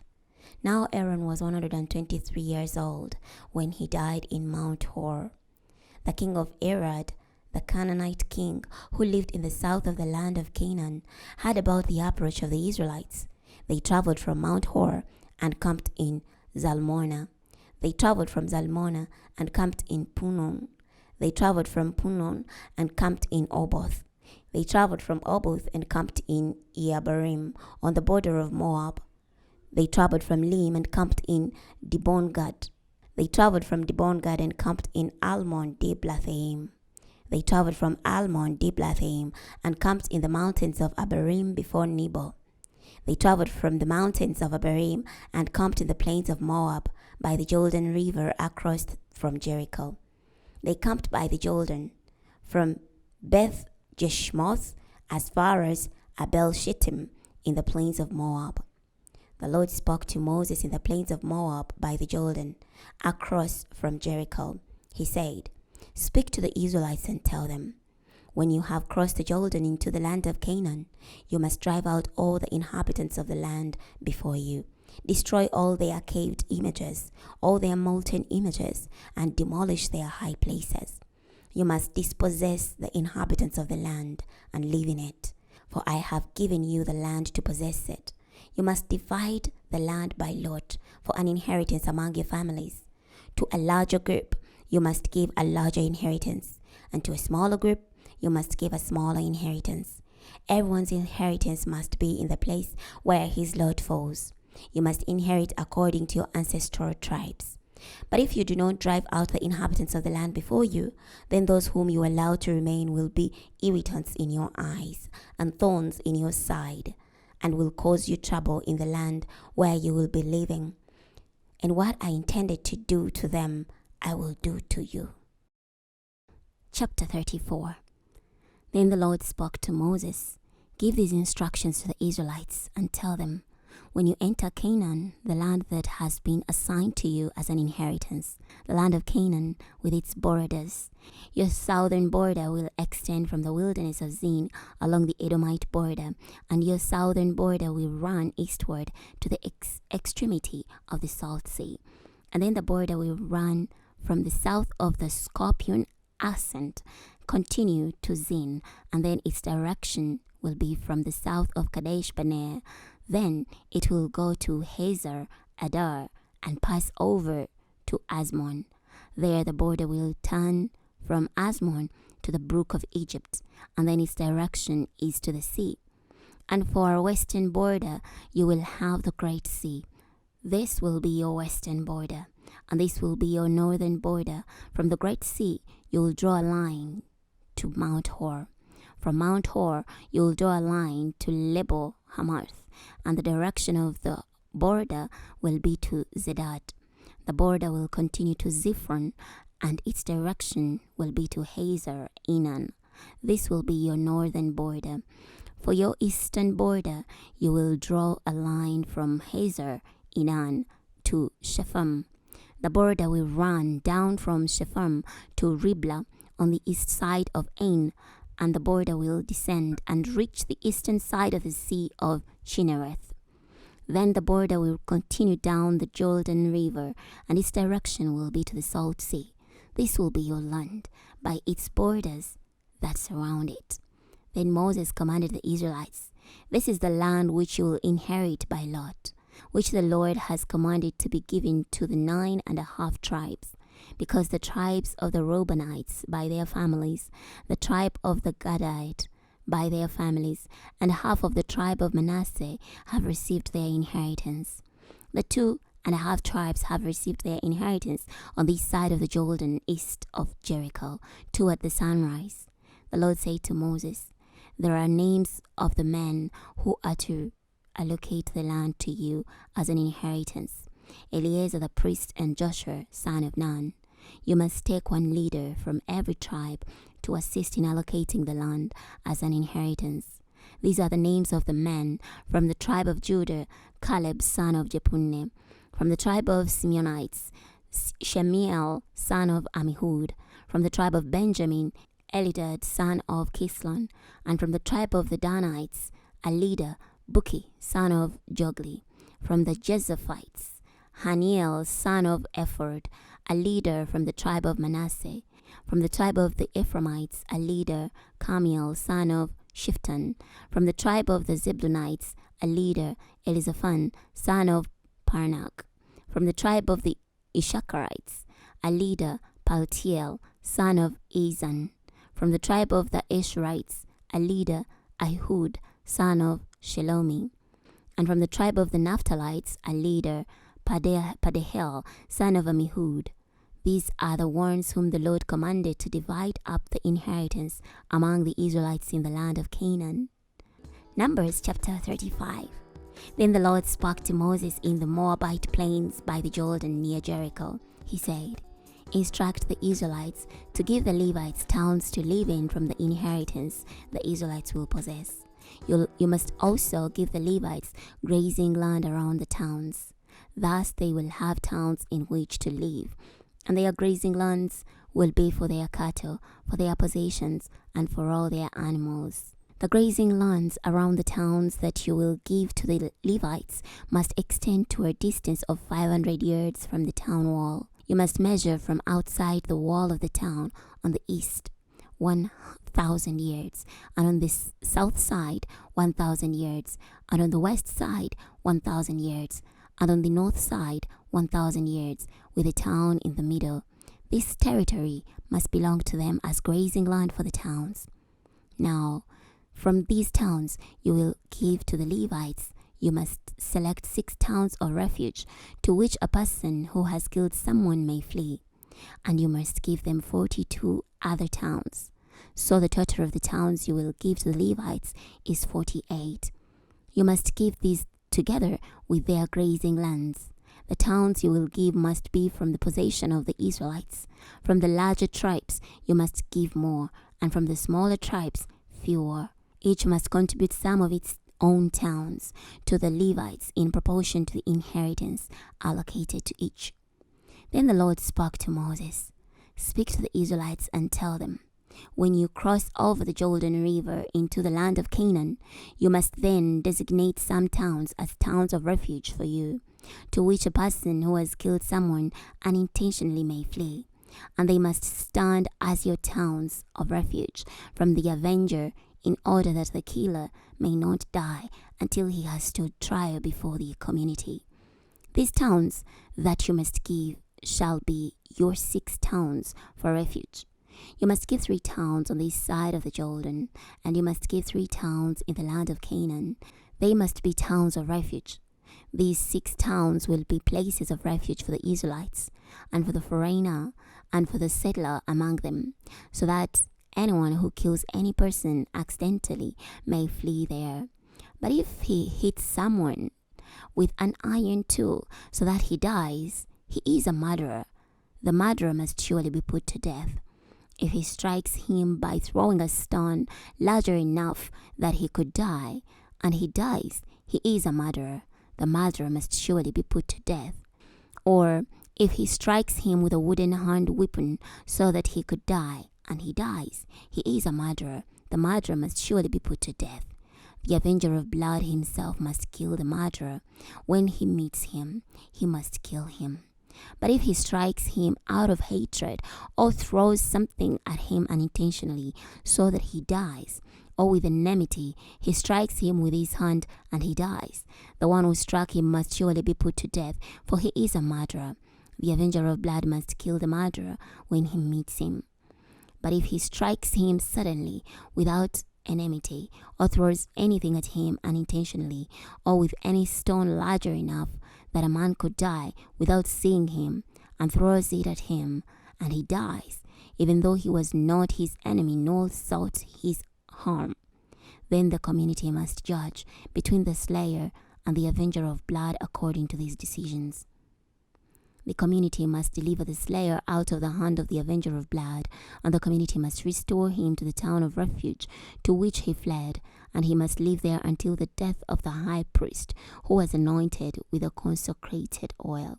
But if the slayer at any time goes outside the boundary of the town to which he had fled, and the avenger of blood finds him outside the borders of the town of refuge, and the avenger of blood kills the slayer, he will not be guilty of blood, because the slayer should have stayed in his town of refuge until the death of the high priest.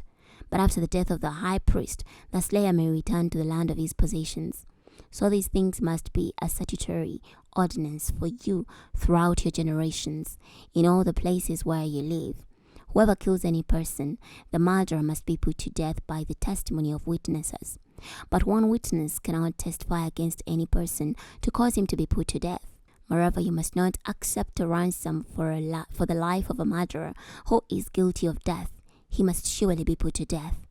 And you must not accept a ransom of anyone who has fled to a town of refuge to allow him to return home and live on his own land before the death of the high priest. You must not pollute the land where you live, for blood defiles the land, and the land cannot be cleansed of the blood that is shed there, except by the blood of the person who shed it. Therefore, do not defile the land that you will inhabit, in which I live, for I, the Lord, live among the Israelites. Chapter 36. Then the heads of the family group of the Gileadites, the descendant of Machir, the descendant of Manasseh, who were from the Josephite families, approached and spoke before Moses and the leaders who were the heads of the Israelite families.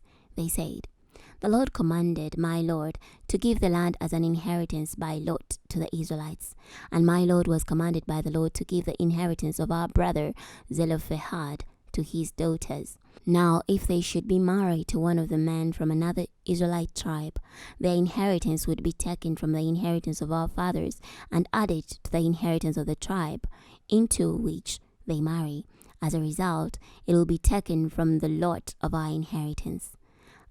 And when the jubilee of the Israelites is to take place, their inheritance will be added to the inheritance of the tribe in which they marry. So their inheritance will be taken away from the inheritance of our ancestral tribe. Then Moses gave a ruling to the Israelites by the word of the Lord. What the tribe of the Josephites is saying is right. This is what the Lord has commanded for Zelophehad's daughters. Let them marry whomever they think best. Only they must marry within the family of their father's tribe. In this way, the inheritance of the Israelites will not be transferred from tribe to tribe, but every one of the Israelites must retain the ancestral heritage. And every daughter who possesses an inheritance from any of the tribes of the Israelites must become the wife of a man from any family in her family's tribe, so that every Israelite may retain the inheritance of his fathers. No inheritance may pass from tribe to tribe, but every one of the tribes of the Israelites must retain its inheritance. As the Lord had commanded Moses, so the daughters of Zelophehad did. For the daughters of Zelophehad, Mahlah, Tazar, Hoglah, Milcah, and Noah were married to sons of their uncles. They were married into the families of the Manasseites, the descendants of Joseph, and their inheritance remained in the tribe of their father's family. These are the commandments and the decisions that the Lord commanded the Israelites through the authority of Moses on the plains of Moab by the Jordan River opposite Jericho. So we've come to the end of the book of Numbers. Thank you for reading with me. Next time we're going to be starting the book of Deuteronomy. Come again and we continue reading the Bible together. I'll see you then.